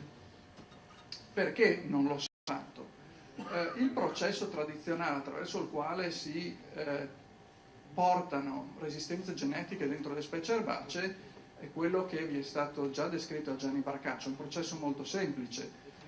Prendo una varietà agronomicamente poco valida ma resistente, molto spesso una specie affine, la incrocio con la varietà Elite, ottengo un F1 e poi reincrocio l'F1 più volte con la varietà Elite. Così facendo ottengo un risultato che è quello di ricostituire il genoma della varietà Elite, tranne che per un segmento, e quel segmento è quella parte del genoma che contiene il gene di resistenza che ho preso dalla varietà selvatica.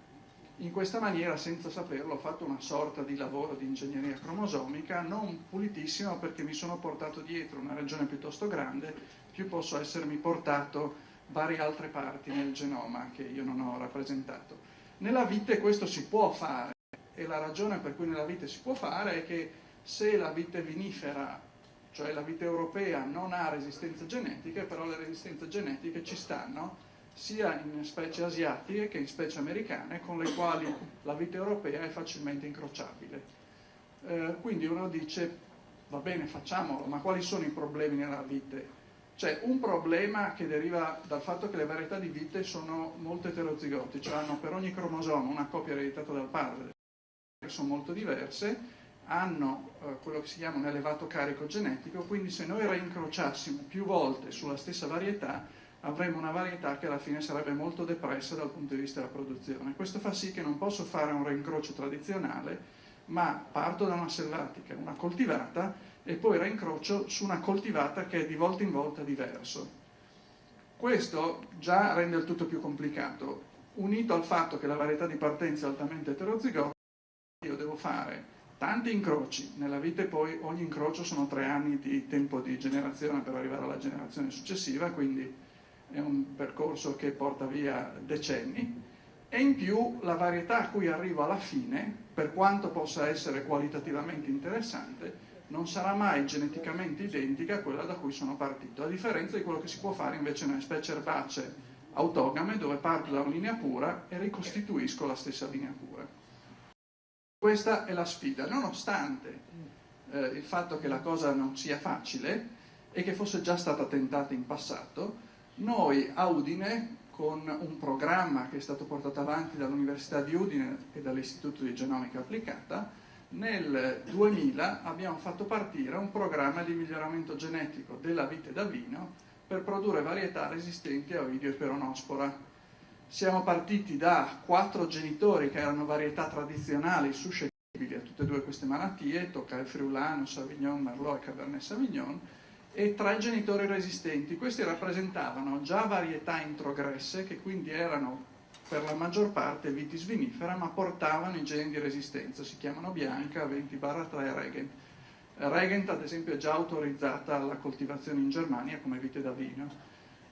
Da questi incroci poi siamo partiti per portare avanti il nostro programma di miglioramento genetico che ha 40 combinazioni di incrocio, 2,5 ettari di vigneti, 10.000 progenie per anno, ma il punto più importante è 15 anni di lavoro, quindi non una cosa che si possa fare dall'oggi al domani. E siamo riusciti alla fine ad ottenere in vigneto delle varietà che sono molto resistenti a Peronospora e Oidio, tanto che se si vuole si può anche evitare di fare qualsiasi trattamento, ma in realtà consigliamo di effettuare da 2 con prodotti a base di rame. E queste sono le varietà resistenti che, quando quelle suscettibili non trattate sono devastate dalla peronospora, non mostrano sintomi.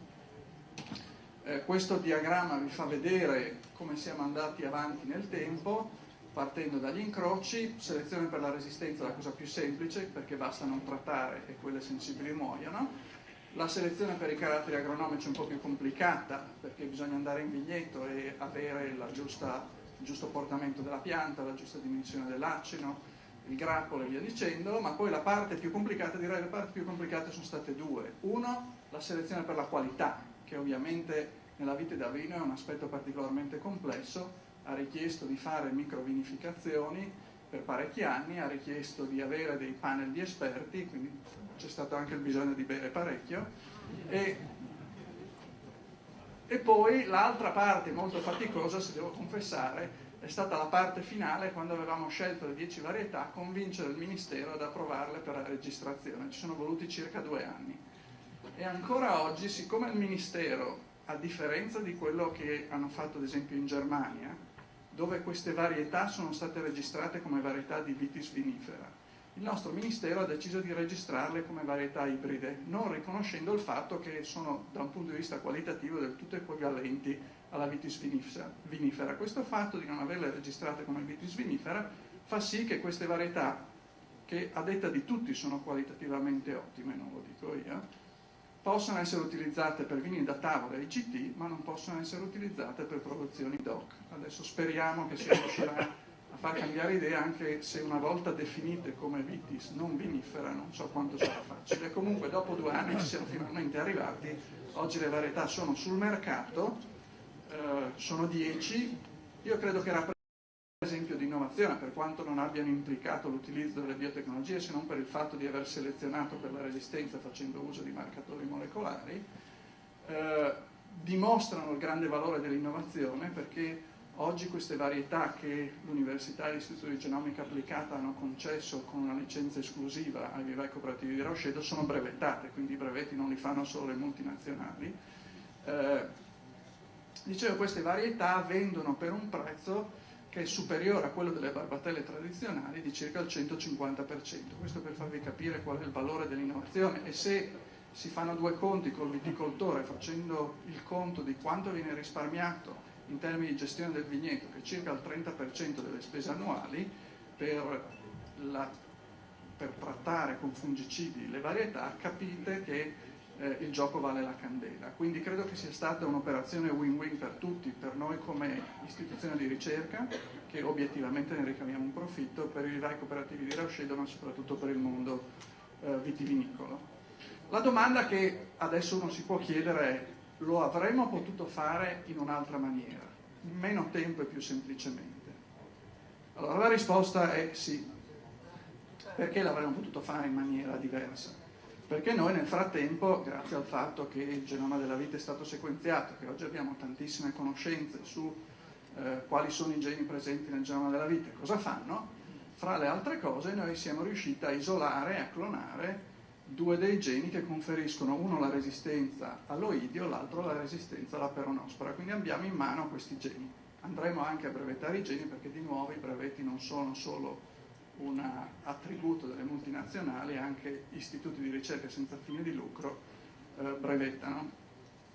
E quindi il fatto di avere questi geni in mano ci consente di poter fare a meno di quel lungo processo di incrocio e selezione che porta all'introgressione della resistenza con tutti i problemi che abbiamo visto, problemi che sono di tempo e problemi che sono legati al fatto che la varietà che otteniamo è diversa da quella da cui siamo partiti. Quindi, utilizzando un approccio cisgenico, cioè un trasferimento di geni entro specie, noi potremo prendere il gene di resistenza a peronospora, il gene di resistenza a oidio, trasferirli invece che con l'incrocio, ma esattamente ottenendo lo stesso risultato, attraverso l'ingegneria genetica, nelle varietà Tokai friulano, Merlot, quello che volete, e rendere resistenti a peronospora e oidio le varietà già esistenti. In quel caso speriamo che il Ministero non ci ponga problemi nel qualificare anche queste come qualcosa di strano che non si possono usare per produzioni doc, ma credo che sarebbe più difficile, anche perché in questo caso credo che sarebbe possibile convincere sia il Ministero che l'OIV che questi nuovi prodotti dovrebbero essere trattati semplicemente come nuovi cloni all'interno di una varietà. Fra l'altro sull'approccio cisgenico, che da un certo punto di vista non è molto diverso da quello transgenico, cioè sempre di ingegneria genetica si tratta, l'unica differenza è quello che andiamo a trasferire. Dicevo, su questo approccio cisgenico ci si può fare forti di un parere dell'EFSA che è stato prodotto nel 2012, dove l'EFSA diceva che per i prodotti cisgenici andrebbe adottato un regime di approvazione molto più semplice di quello che è previsto per i prodotti transgenici, perché non dobbiamo dimenticarci che al di là di quella che può essere la volontà dell'Italia di far coltivare transgenici o no, resta un enorme problema, anche se l'Italia oggi dicesse di sì ai transgenici. È vero che i transgenici già approvati potrebbero essere coltivati, ma se qualcuno che non è una delle multinazionali decidesse che vuole portare sul mercato un prodotto transgenico, i costi del processo di approvazione oggi esistente vanno dai 50 ai 100 milioni di euro, quindi qualcuno come noi, come un istituto di ricerca, un'università, non sarebbe mai in grado di affrontare quei costi.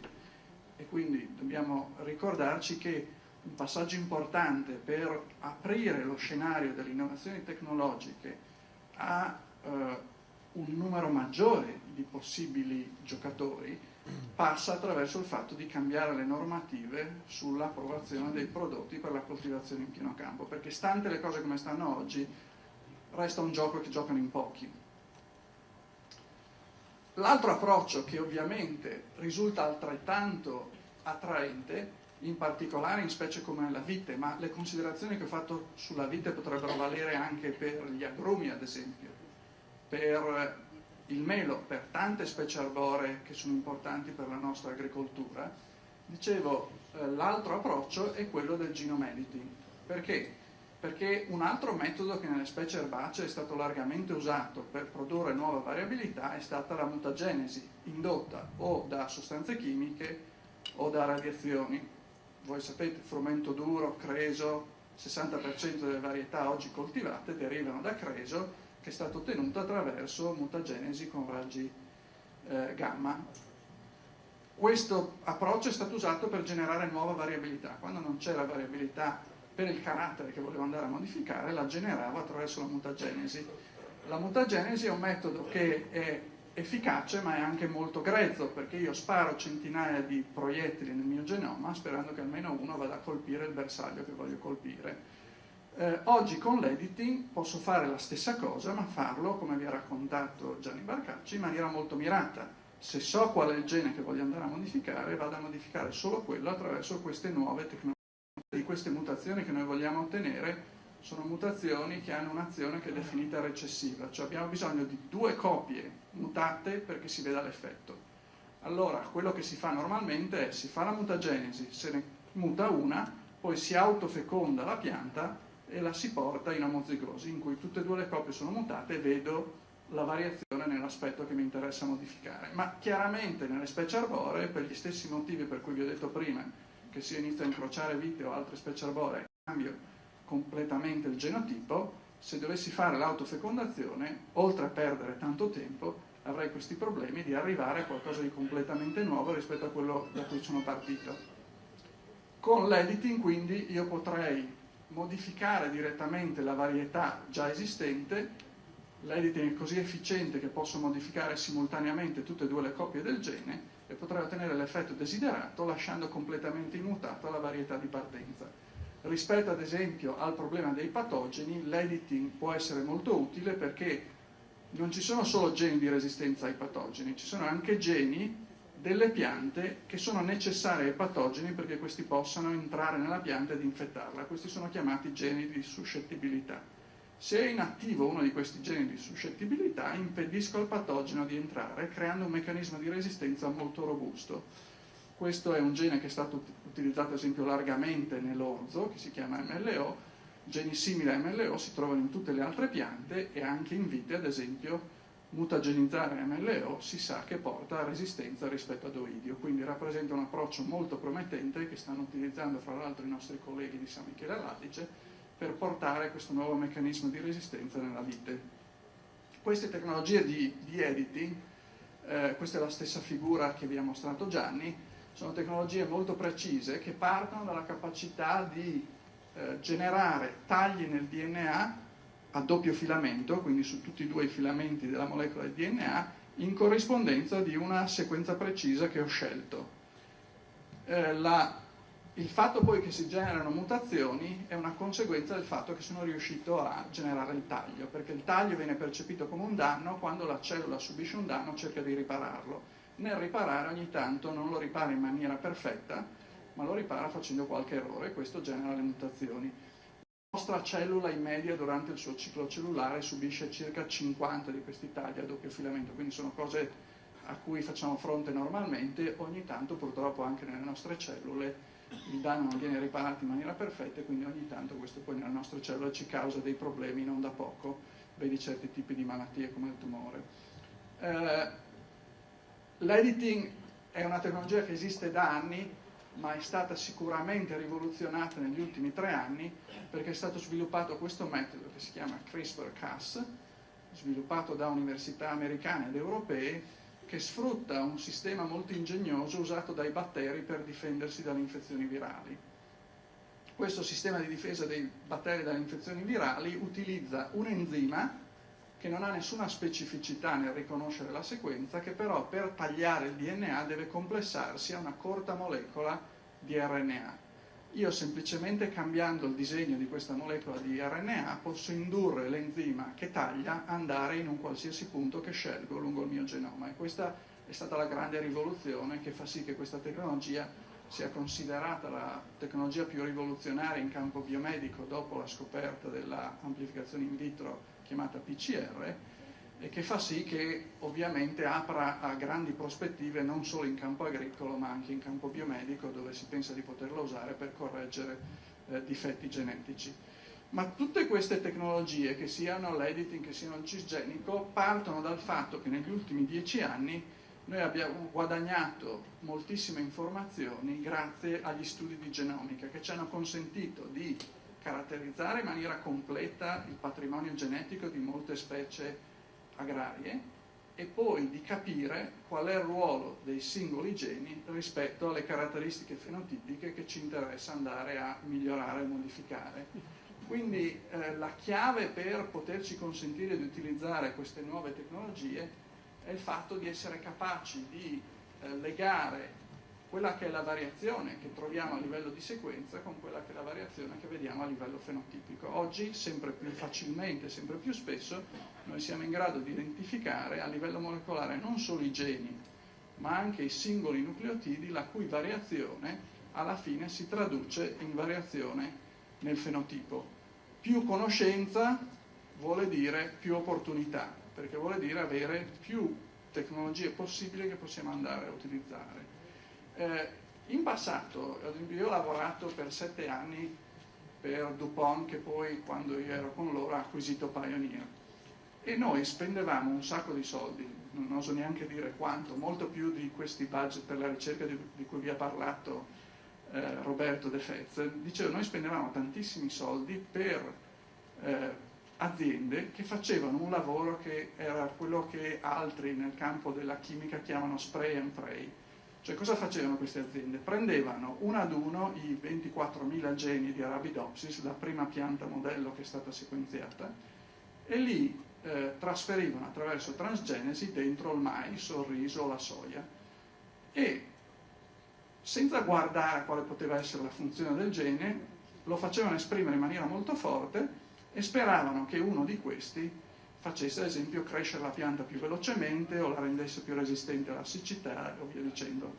Un approccio di forza bruta che in alcuni casi è stato efficace, ma in realtà che non ha dato questi grandi risultati, perché se voi guardate, come ha sottolineato Gianni, quante sono le varietà OGM in cui si è riusciti a migliorare caratteristiche complesse, in realtà il numero è molto limitato. Si è riusciti a operare su resistenza a patogeni o su resistenza a erbicidi, ma per quello che riguarda le caratteristiche complesse non c'è stato un grande progresso, e questo deriva dal fatto che questa era una metodica, direi, piuttosto rozza, oggi sicuramente superata dal fatto che abbiamo una conoscenza molto migliore di come funzionano i geni assieme per cambiare una caratteristica complessa, e spero che questa conoscenza aumenterà sempre nel tempo. Abbiamo una conoscenza molto migliore di quali sono i meccanismi che in maniera fine regolano la maniera in cui i geni vengono espressi nelle diverse cellule e tessuti di una pianta, e tutto questo ci consente di andare anche a fare delle modificazioni che sono molto più mirate e precise. E quindi credo che il futuro del miglioramento genetico sarà sempre più quello che, a partire dalla nostra capacità di identificare in primis quali sono i geni che sono responsabili per i caratteri che ci interessa modificare, poi ci consenta di andarli a modificare in maniera molto mirata, non solo modificando quello specifico gene, ma addirittura andando a modificare uno specifico nucleotide.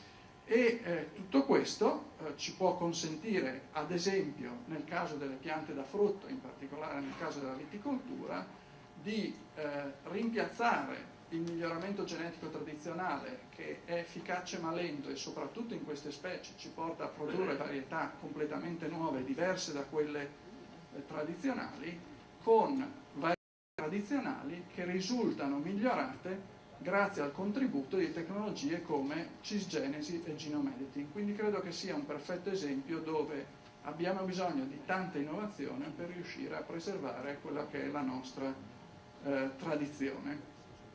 E ovviamente, visto da un punto di vista di uno scienziato, non c'è dubbio su cosa scegliere. Io faccio sempre l'analogia con la medicina. Quando noi siamo di fronte a una scelta medica, scegliamo sempre l'innovazione, e se ad esempio avessimo, nella malaugurata ipotesi, un problema che richiede chirurgia addominale, credo che nessuno chiederebbe di farsi aprire la pancia come si faceva una volta, ma tutti ricorrerebbero all'utilizzo della laparoscopia, che con 2 o 3 buchini ci consente di ottenere lo stesso risultato con molti meno problemi per il paziente. Ebbene, nel caso del miglioramento genetico delle piante abbiamo tecniche tradizionali che sono comparabili alla chirurgia tradizionale, efficaci ma poco precise, abbiamo tecniche nuove che sono efficaci, molto precise e poco invasive. E quindi credo che per coerenza, come qui scegliamo questa, anche nel miglioramento genetico dovremmo scegliere l'ingegneria genetica. Credo quindi che le biotecnologie possano dare un grosso contributo al miglioramento genetico in Italia, tenendo conto del fatto che molte delle colture di cui il Made in Italy si fa forte, in particolare tutti gli alberi da frutto, hanno dei bisogni specifici e forti di difenderli in particolare da attacchi di patogeni, e che questi meccanismi di difesa rispetto agli attacchi dei patogeni si possono riuscire a risolvere attraverso le nuove tecniche del cisgenico e dell'editing.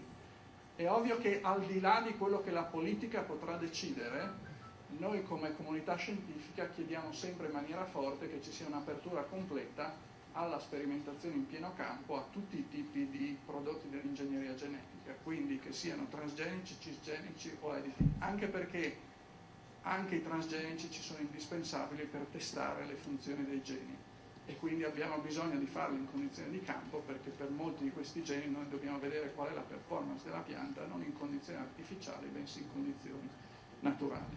Mi fermo qui e vi ricordo che anche il vino del futuro probabilmente passerà attraverso le biotecnologie. Grazie.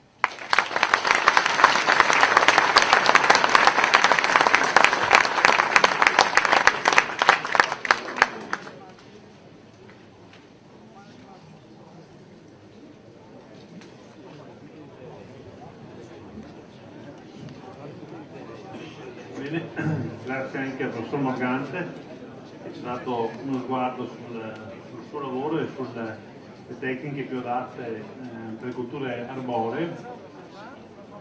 E adesso abbiamo mezz'ora di tempo, direi, per interventi da parte del pubblico o domande, che prego comunque di essere brevi e concise e non interventi troppo lunghi. Quindi darei prima precedenza alle domande sui singoli interventi dei relatori, e se ce ne sono, e dopo eventualmente spazi anche interventi sempre sintetici. Avevo visto una mano alzata prima, ma degli interventi. Sì, ecco,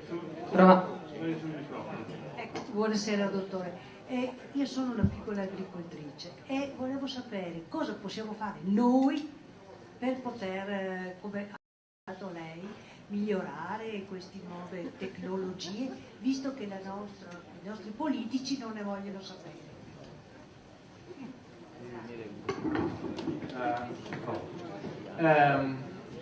Allora, non è facile. Penso di essere stato chiaro che la situazione non è facile. Guardate, la cosa principale in questo istante è non dare per scontato che tutto è perso e che non si può fare nulla, perché come vi ho fatto vedere, andando dietro a tutto quello che scrivono si trovano le falle e tutte le leggi cadono una dietro l'altra. Allora, io la proposta ve l'ho fatta nell'ultima diapositiva. Guardate che la prima cosa che io le posso chiedere di fare è chiedermi l'amicizia su Facebook e convincere i suoi figli, nipoti, parenti a cliccare mi piace su un qualunque degli interventi che oggi avete sentito. Io li metto su Facebook e tutta la classe, non so se ha nipoti, parenti, non ignoro, si iscrive e dice mi piace. Non avete idea dell'impatto che queste cose possono avere. Se dentro questa sala ci fossero 100 iscrizioni che vanno a ragnatela, non dico la vicenda, ma cominciamo a porre concretamente una domanda che la gente non vuole sentirsi raccontare. Loro stanno facendo i sondaggi su Facebook, non stanno facendo i sondaggi con la telefonata o con... Allora è una cosa molto semplice, come vede, non costa una lira ed è banale, ma diventa il sistema di comunicazione di una rete di...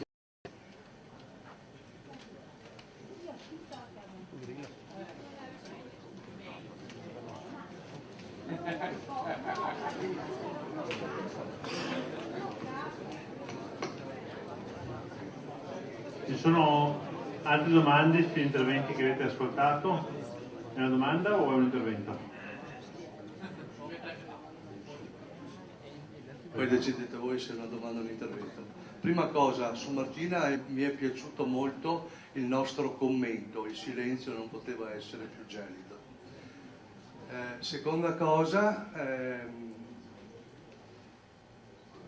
la Bergoglio con la sua enciclica ha detto quello che ha ben richiamato Defez prima e conclude con le 10-12 righe sulla ricerca scientifica e sugli OGM richiamando Paolo VI e dicendo la nostra associazione, che ha il merito di di affrontare e di portare avanti questi argomenti, questi problemi, l'OGM e la ricerca scientifica in generale, potrebbe attivarsi per un crowdfunding che si può tradurre come un fondo finanziario popolare per pagare la ricerca scientifica, per finanziare la ricerca scientifica. È un contributo individuale modesto, va ovviamente messo in mano alla nostra associazione. Io credo che Guidi nostro sia certamente sensibile e all'altezza per gestire una proposta di questo genere. È la nostra proposta, la nostra collaborazione alla scienza e agli scienziati. Non so se sono domande. Sì, la ringrazio per questa proposta, che fra l'altro in alcuni paesi è già in atto, perché ci sono paesi dove, ad esempio, su almeno specifici settori dell'agricoltura c'è una sorta di autotassazione da parte dei produttori che devolvono una piccolissima quota. Ad esempio in alcuni paesi lo si fa sul vino, 1 centesimo a bottiglia, e questo viene devoluto alla ricerca, che poi possono anche gestire come ritengono più opportuno. Non dimentichiamoci che in Italia, che se ne dica, i migliori esempi di ricerca virtuosa vengono dal privato e non dal pubblico. A me dispiace dirlo perché sono un ricercatore pubblico, però se guardiamo Telecom, se guardiamo AIRC, funzionano molto meglio purtroppo del nostro Ministero Università e Ricerca. Quindi da un certo punto di vista ben vengano altre cose del genere anche in agricoltura.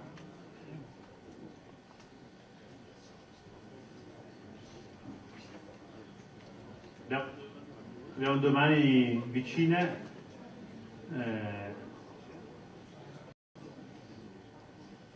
Se l'amico Pasti mi permette, vorrei rivolgermi direttamente agli agricoltori presenti in sala per dire quale pericolo corrono. È stato parlato sulle prove tra il mais isogenico e il mais transgenico. Cioè, che cosa vuol dire? Che la varietà di mais senza essere OGM è uguale a identica e poi si è trasformata in OGM. Ecco, le case multinazionali purtroppo sono tutte fuori dall'Italia. La nostra industria sementiera è zero, non abbiamo più industria sementiera. Anche nel frumento tenero, signori miei, perché l'unica che agiva è stata comprata dalla Singenta. Quindi, di fronte ad una situazione di questo genere, dobbiamo essere preoccupatissimi, perché quando vi si dice che le case sementiere hanno fatto gli agnostici, se ne sono fregati, è perché dice, ma a noi non interessa mica niente. Tanto, all'Italia, se non ci comprano gli OGM e ci danno le calci negli stinchi, gli diamo il seme non OGM, ma non isogenico delle migliori varietà che facciamo noi e che vendiamo, ma gli diamo, non dico gli scarti di magazzino perché sarei troppo, ma delle varietà più datate, perché tra l'altro lì guadagnano anche di più. Questa è la situazione. E voi lo osservate sui vostri campi. Guardate la soia, non OGM, a che livelli è andata rispetto a quando Ferruzzi aveva fatto qualche lavoro, e guardate il mais. Grazie.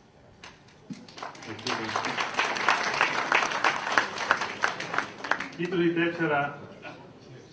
Grazie, ho una domanda per i ricercatori, perché penso che in questa sala ci siano, visto dove siamo, molti produttori di mais che hanno un'urgenza in questi anni, che è quella di aumentare la produttività e soprattutto le caratteristiche qualitative del loro prodotto. Volevo sapere, mi pare di capire che i processi di autorizzazione per il cisgenico e il genome editing probabilmente siano più semplici rispetto al transgenico.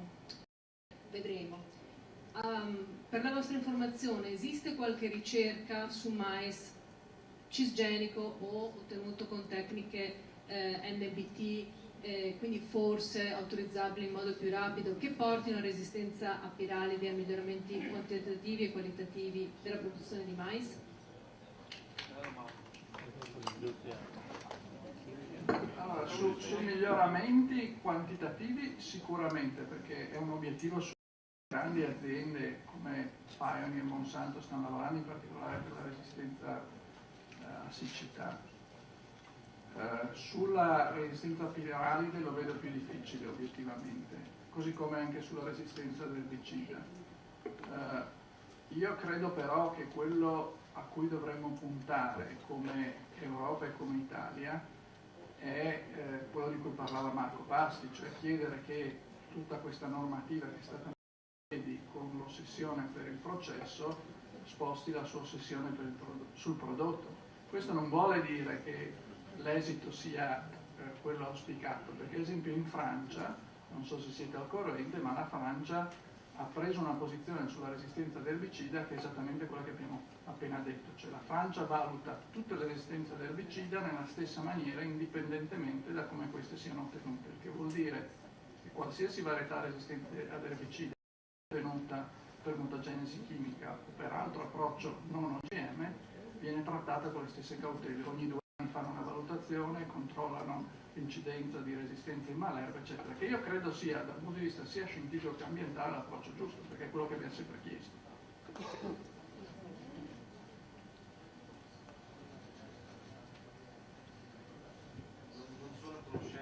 Non sono a conoscenza di modificazioni genetiche cisgeniche o attraverso editing genomico che riguardino resistenze, quindi bisognerebbe fare ricerca, anche se, come diceva Michele Morgante, probabilmente in questi casi è difficile indurre forme di resistenza perché non esistono geni endogeni che possano essere deputati a questi processi. Io aggiungo solo un ricordo di aver letto su qualche rivista un po' di tempo fa che erano stati introdotti dei mais americani dei geni per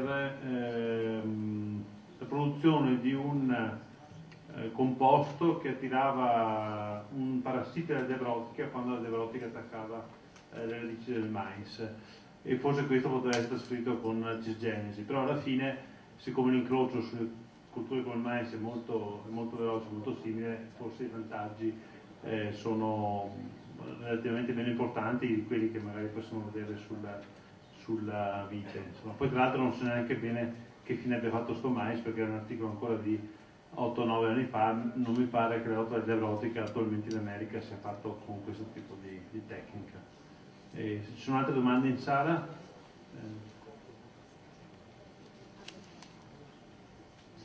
Sì, buonasera. Credo che tutti abbiamo approvato l'intervento del Ministro Martina, ovviamente, in modo ironico, no? Però credo che, in modo ironico dicevo, però credo che le opinioni dei politici siano come sempre supportate dai numeri. E quindi credo che il grande ministro Martina o chi gli succederà piuttosto che l'ha preceduto, perché non credo che cambi moltissimo, possano esprimere dei pareri in linea con quello che sentono. Allora, quello che noi sappiamo per certo è che ogni volta che c'è da fare una cosa, loro, giustamente del resto, sentono il mondo agricolo. E tutte le volte ci viene detto che non portano avanti certi ragionamenti o li portano in un senso perché il mondo agricolo si presenta diviso. Allora, nel caso specifico mi sembra di ricordare che ci sia un'organizzazione di agricoltori che è esattamente contraria a quello che abbiamo espresso questa sera. Allora la mia richiesta era: a vostro parere ci sono delle motivazioni, cioè, al di là dell'aspetto ideologico, quindi a mio modo di vedere è sbagliato etichettare questa posizione come una posizione di carattere ideologico. Sarebbe molto interessante capire da chi ne sa più di me se queste organizzazioni o questa organizzazione o queste persone, quando si dichiarano contrarie alla sperimentazione, perché qui non parliamo di contrarie alla produzione ma alla sperimentazione, quando si dichiarano contrarie portano degli elementi scientifici piuttosto che non so come definirli, che sostanzialmente giustifichi questa ipotesi. Grazie. Vedo Roberto De Pezza che gli chiudono le dita per rispondere a questa domanda, quindi non posso non dargli le parole, poi eventualmente aggiungerò qualcosa. Guardate, in una delle tante interviste che ho fatto mi hanno fatto fare una faccia a faccia, cioè sapete come le fa, credo, non so se Le Iene, uno di questi programmi in cui c'erano le due immagini, una a fianco all'altra, la stessa domanda fatta prima all'uno e poi all'altro. E ne ho fatto una così con l'ex presidente di Coldiretti. Era questa la parola che dovevo dire, no? No, la domanda era questa, la domanda era ma ci troverete prima o poi, dopo 10 domande sugli OGM, ovviamente rispondeva in maniera opposta, troverete mai un accordo per trovare una sintesi, un compromesso tra di voi? E io gli ho risposto, guardate, noi scienziati smetteremo di chiedere di sperimentare OGM in pieno campo appena loro smetteranno di vendere nei consorzi agrari.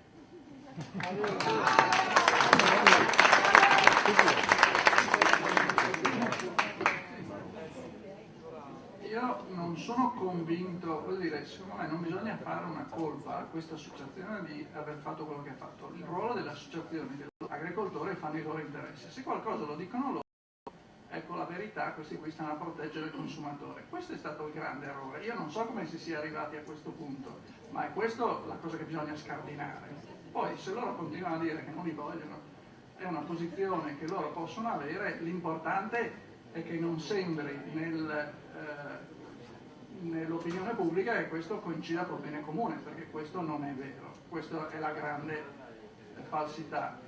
Sulla posizione di Martina, ha tutti i suoi difetti, però non trascuriamo il fatto che è la prima volta che sentiamo un'apertura parziale, dopo che per 20 anni abbiamo sentito il Ministro dell'Agricoltura dire cose molto peggiori, e non devo ricordarvi quali sono i nomi di questi ministri che sono succeduti, di destra e di sinistra.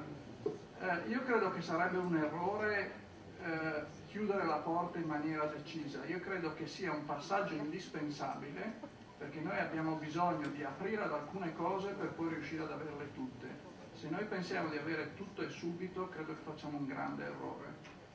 E abbiamo bisogno di dare esempi positivi di come alcune di queste tecnologie possono servire all'agricoltura italiana, e poi da quello credo che potremo riuscire un passo alla volta a convincere che tutte le tecnologie a disposizione devono essere utilizzate nell'interesse dell'agricoltura italiana.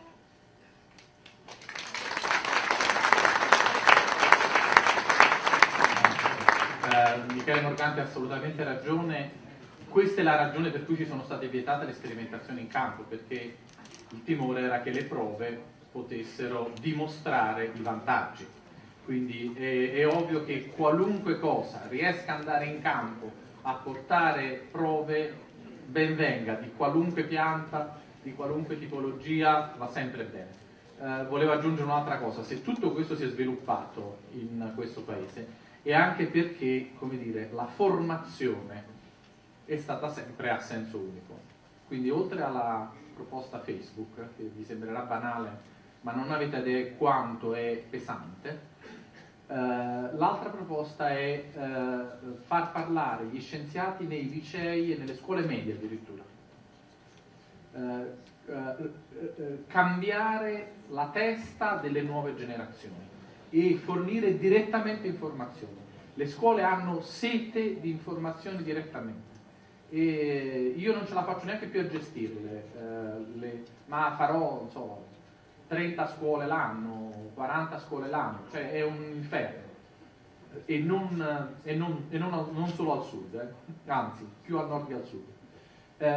Questo è un altro grande frontiera. Attraverso docenti, come dire, di scienze aperte, attraverso ragazzi che pongono domande non ideologiche, si riesce piano piano a cambiare tante teste, ma è un lungo lavoro dalla base, non si va direttamente come dire, con un tocco di bacchetta magica dall'alto.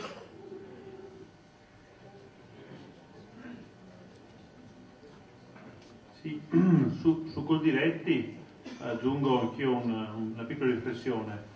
È una scelta presa dai vertici Coldiretti che non ha tenuto conto dei dati di fatto di campo. Quindi una scelta legittima, però siccome condiziona anche imprese non associate a Coldiretti, alla fine incide pesantemente sui nostri bilanci.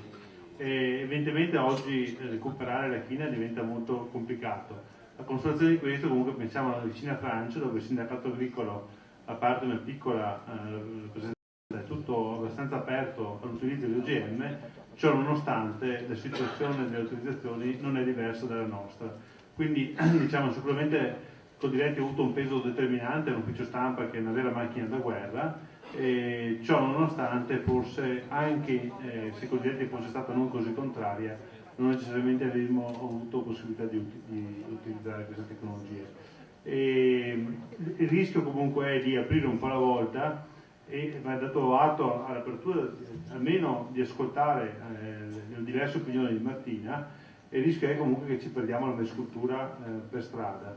Ora non è che il mais sia necessariamente un obiettivo, diciamo, da mantenere, però è uno strumento che ha consentito fino ad oggi lo sviluppo della nostra agricoltura. Quindi diciamo ad oggi se lo abbandoniamo non è che perché abbiamo alternative migliori, non è che va in pensione perché abbiamo delle piante più interessanti, va in pensione perché non ci è consentito di produrre quello che in altre parti del mondo è consentito produrre.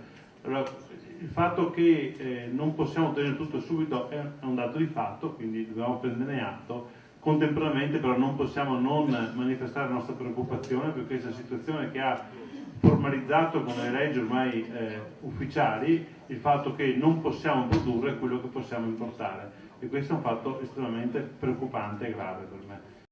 Ho conosciuto Roberto De Fez, che abbiamo letto in tante occasioni per tutti questi anni, difensore del mais, della cultura OGM, e anche questa sera ha detto delle cose interessanti che mi hanno colpito, per esempio che la dimensione media dell'azienda OGM sono 10 ettari, quindi anche il mito dell'agricoltura industriale che affossa gli interessi degli agricoltori va a farsi benedire. È stato interessante anche quella osservazione che ha fatto su quei campi raccolti in Friuli, dove le bande di coltura vicino a quella tradizionale non presentavano commistione di prodotto, e anche lì forse anche il discorso della coesistenza ce lo siamo giocato in maniera forse discutibile. Abbiamo visto dei regolamenti paradossali come quello partorito in Friuli dall'assessore all'agricoltura del Friuli, che rendeva praticamente impossibile andare a coltivare, ma alla fine abbiamo accettato questi giochi in maniera che ancora fa rabbia pensarci. A me il ministro Martina, francamente, ho letto soltanto imbarazzo nelle sue parole, perché credo sia convinto anche lui che non sta molto in piedi il discorso. Ho letto anch'io con piacere quello che ha detto per il Papa Bergoglio nell'enciclica. Quello che non ho capito era la prefazione affidata a Carlin Petrini, cioè, quello è stato un abbinamento che mi è sfuggito e che forse spiega anche tante incongruenze che non riusciamo a superare. Grazie.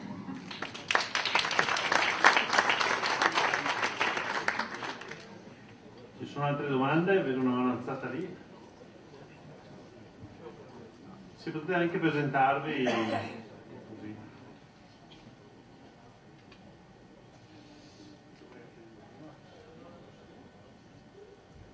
Sono Lorenzo Dalla Costa, faccio l'agricoltore, insegnante in pensione, agronomo, e coltivo mais, soia, eccetera.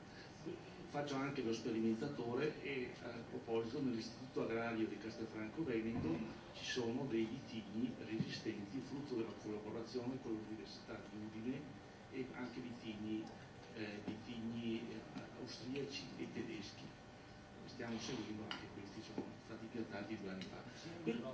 Cioè, quello che non riesco a capire in tutta questa cosa è come mai c'è stata una forte ostilità nei confronti del mais OGM, e mi pare invece che non ci sia stata nessuna difficoltà, se non il tempo, per introdurre questi vitigni modificati, cioè che presentano l'esistente, e sì che mi pare che gli interessi delle ditte contrari fossero uguali, perché nell'uno si dovrebbe ridurre il numero dei prodotti antiparassitari nel caso delle vite, nel caso del mais si dovrebbe ridurre l'impiego dei prodotti contro validi, eccetera. Non capisco, non ho mai capito perché c'è questa contraddizione da parte dell'autorità politica.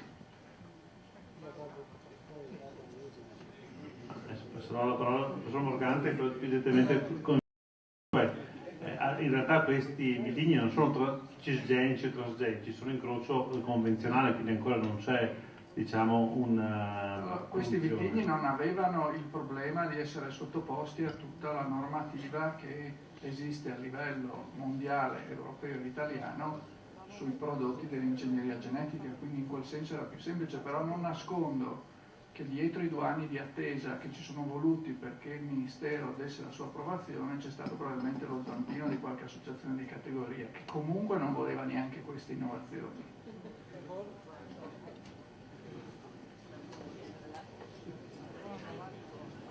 Ci sono altre domande, interventi? Guardate che abbiamo 3 dei maggiori esperti di genetica agraria in Italia, quindi vi conviene approfittarne se avete... Bene, se non ci sono altri interventi passerei le parole ai presidenti di Confagricoltura Friuli e Confagricoltura Veneto per le conclusioni.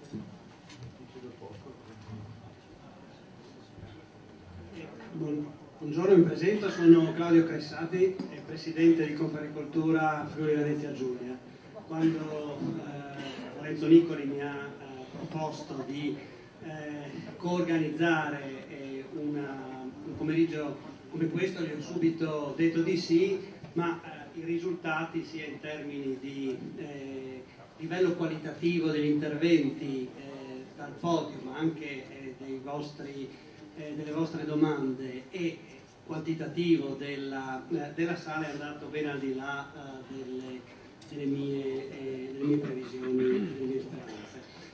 È la ennesima dimostrazione del fatto che un tema come questo è un tema che tocca un nervo sensibile delle nostre aziende agricole. Io penso che la ricetta che in termini operativi ci segnalavano sia Roberto Del Fez che Michele Morgante sia una ricetta che dobbiamo, come organizzazione, come aziende associate all'organizzazione, mantenere in questi mesi, in questi anni, cioè stare duri al pezzo, non mollare. Non dobbiamo cioè farci scoraggiare dal fatto che con le innovazioni normative a livello comunitario gli Stati membri hanno avuto campo libero, anche se non campo totalmente libero, per vietare la coltivazione. Perché come siamo arrivati a questo punto, possiamo anche, a mio avviso, pensare che le esigenze, le realtà, gli interessi della ricerca scientifica da un lato e quelli che sono gli interessi legittimi delle aziende agricole dall'altro. Tra ricerca e realtà produttiva del nostro Paese ci deve essere e deve mantenersi e ancora più rafforzarsi un'alleanza strategica. La ricerca ha bisogno naturalmente non solo di sperimentare in campo,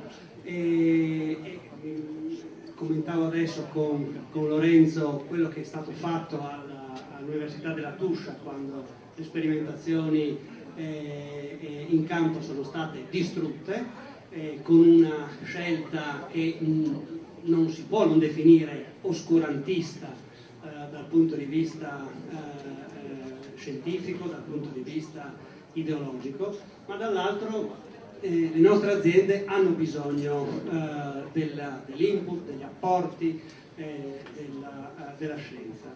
Di una scienza che, come abbiamo visto, ha la capacità di innovare continuamente, ha la capacità di trovare, l'abbiamo sentito, nuove possibilità, come dire, oltre, per così dire, il transgenico. Però dobbiamo stare attenti, perché non è detto, lo abbiamo visto da vari spunti, che anche queste frontiere ulteriori non sollevino le stesse obiezioni o obiezioni analoghe degli OGM, tra virgolette, ormai consolidati. Da questo punto di vista, Confagricoltura, Friuli Venezia Giulia, noi siamo stati, per certi aspetti lo siamo ancora, un po' sulla frontiera di questa problematica, sia perché dei coraggiosi agricoltori hanno sperimentato direttamente, non solo dal punto di vista agronomico, ma soprattutto dal punto di vista legale, la situazione, quello che è stato, per così dire, fatto alla sperimentazione e al miglioramento genetico in Italia, sia perché la politica regionale del Friuli Venezia Giulia ha voluto essere la prima della classe nel divieto, nell'imporre divieti, nell'imporre limitazioni. Divieti e limitazioni che, come appunto veniva ricordato prima, sono accadute anch'esse.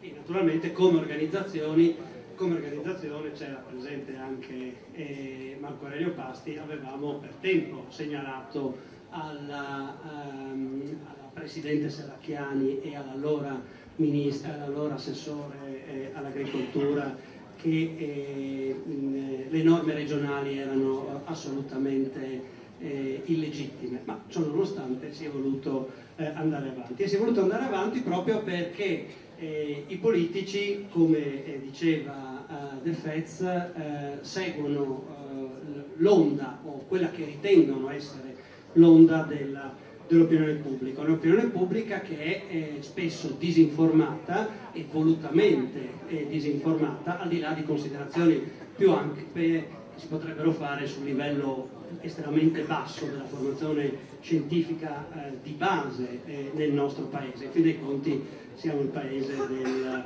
un lato, parlare di 500 anni fa, del processo Galileo, oppure per parlare, ahimè, della realtà contemporanea dei vari Di Bella, Vannoni ed altri ciarlatani. Di conseguenza in alcuni casi si presta fede anche da parte di esponenti politici o di tribunali spesso a veri ciarlatani, e dall'altro invece non si riconosce la validità scientifica ed economica di scelte di innovazione reale. Per cui penso che come Confagricoltura, Friuli Venezia Giulia e Veneto, ma anche con le altre, in particolare Confagricoltura del Nord Italia, dobbiamo insistere perché a livello nazionale la nostra organizzazione cerchi ogni strada, ogni spiraglio per tenere da un lato aperta la sensibilità e la problematica, questa problematica a livello nazionale, a livello di opinione pubblica, a livello di decisori politici. Dall'altro dobbiamo seguire in maniera molto puntuale tutte le possibilità che una normativa europea in via di modifica ci offre, perché se è vero che ha avuto ha consentito il blocco, 19 paesi di bloccare la produzione, il contrasto, la contraddizione tra la possibilità il divieto di coltivare e invece la possibilità di importare OGM è così plateale, è così patente, è così evidente che dobbiamo continuare, non smettere mai di ribadirla. E abbiamo visto dalle parole del Ministro Martina quanto sia difficile, o meglio impossibile, giustificare questa contraddizione. Di conseguenza, come organizzazione, almeno per quanto riguarda la mia regione, confermo il nostro impegno a non smettere di battagliare su questi temi, non solo sul piano più generale ma anche sul piano specifico del mais transgenico, perché poi è questo il punto su cui le nostre aziende devono confrontarsi, e questo il rischio vero, è quella forbice tra una produzione interna che cala o è stagnante e invece una importazione che è sempre maggiore, deve essere bloccato, interrotto e il prima possibile invertito. Grazie.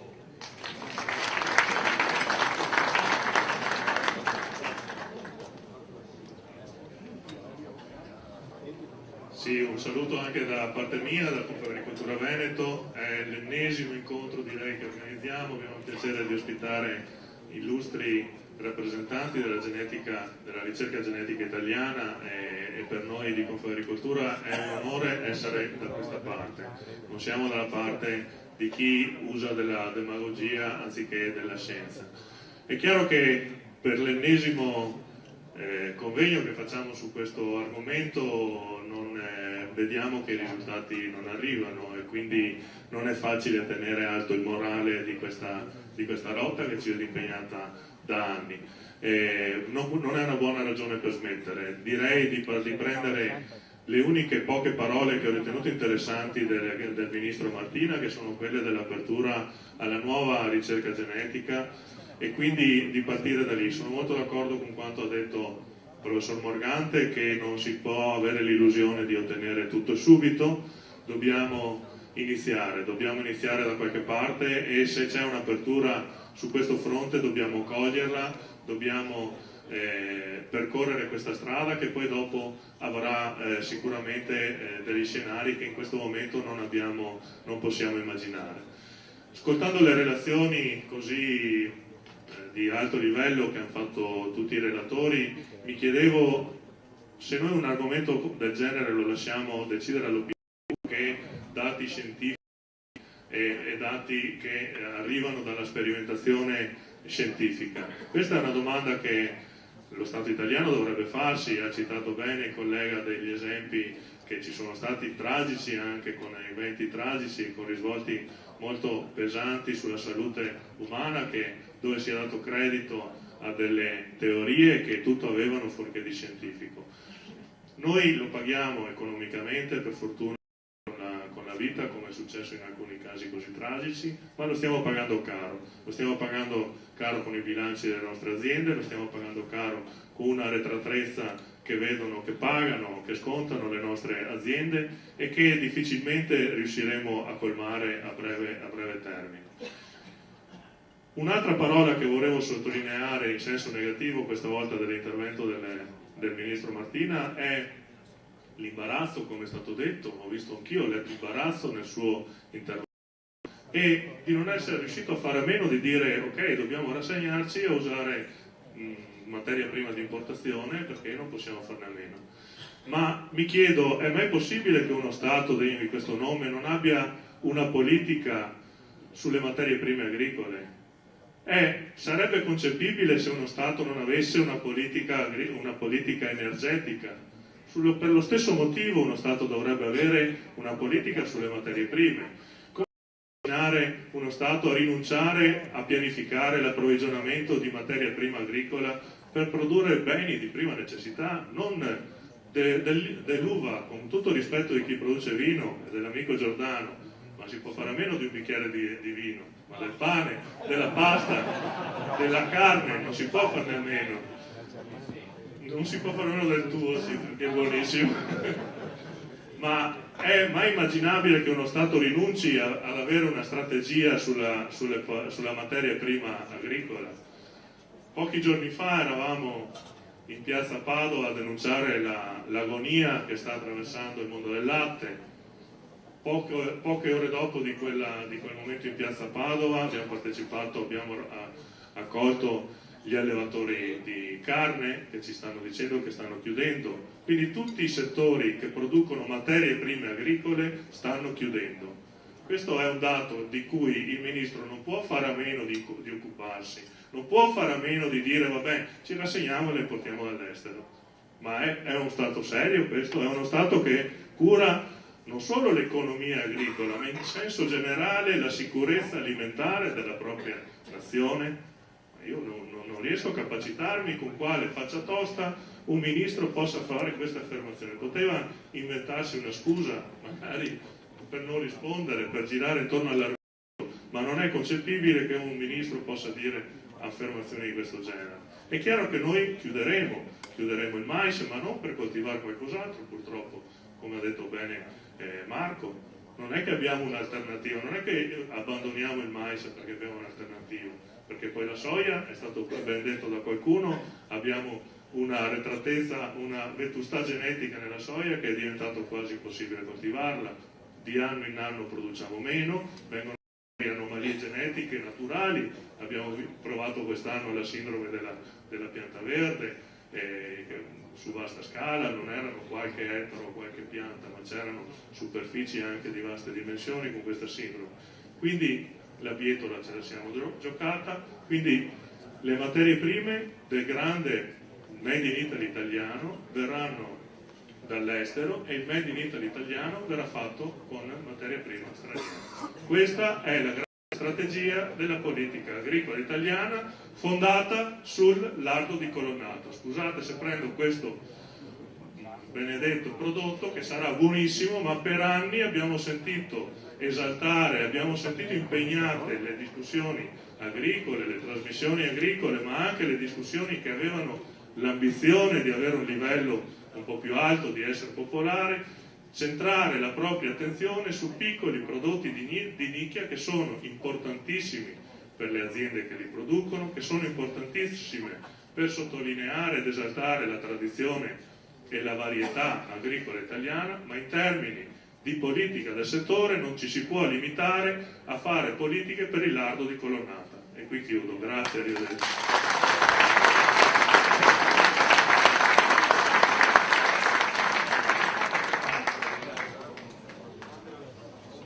Bene, grazie a tutti e speriamo di rivederci con situazioni diverse.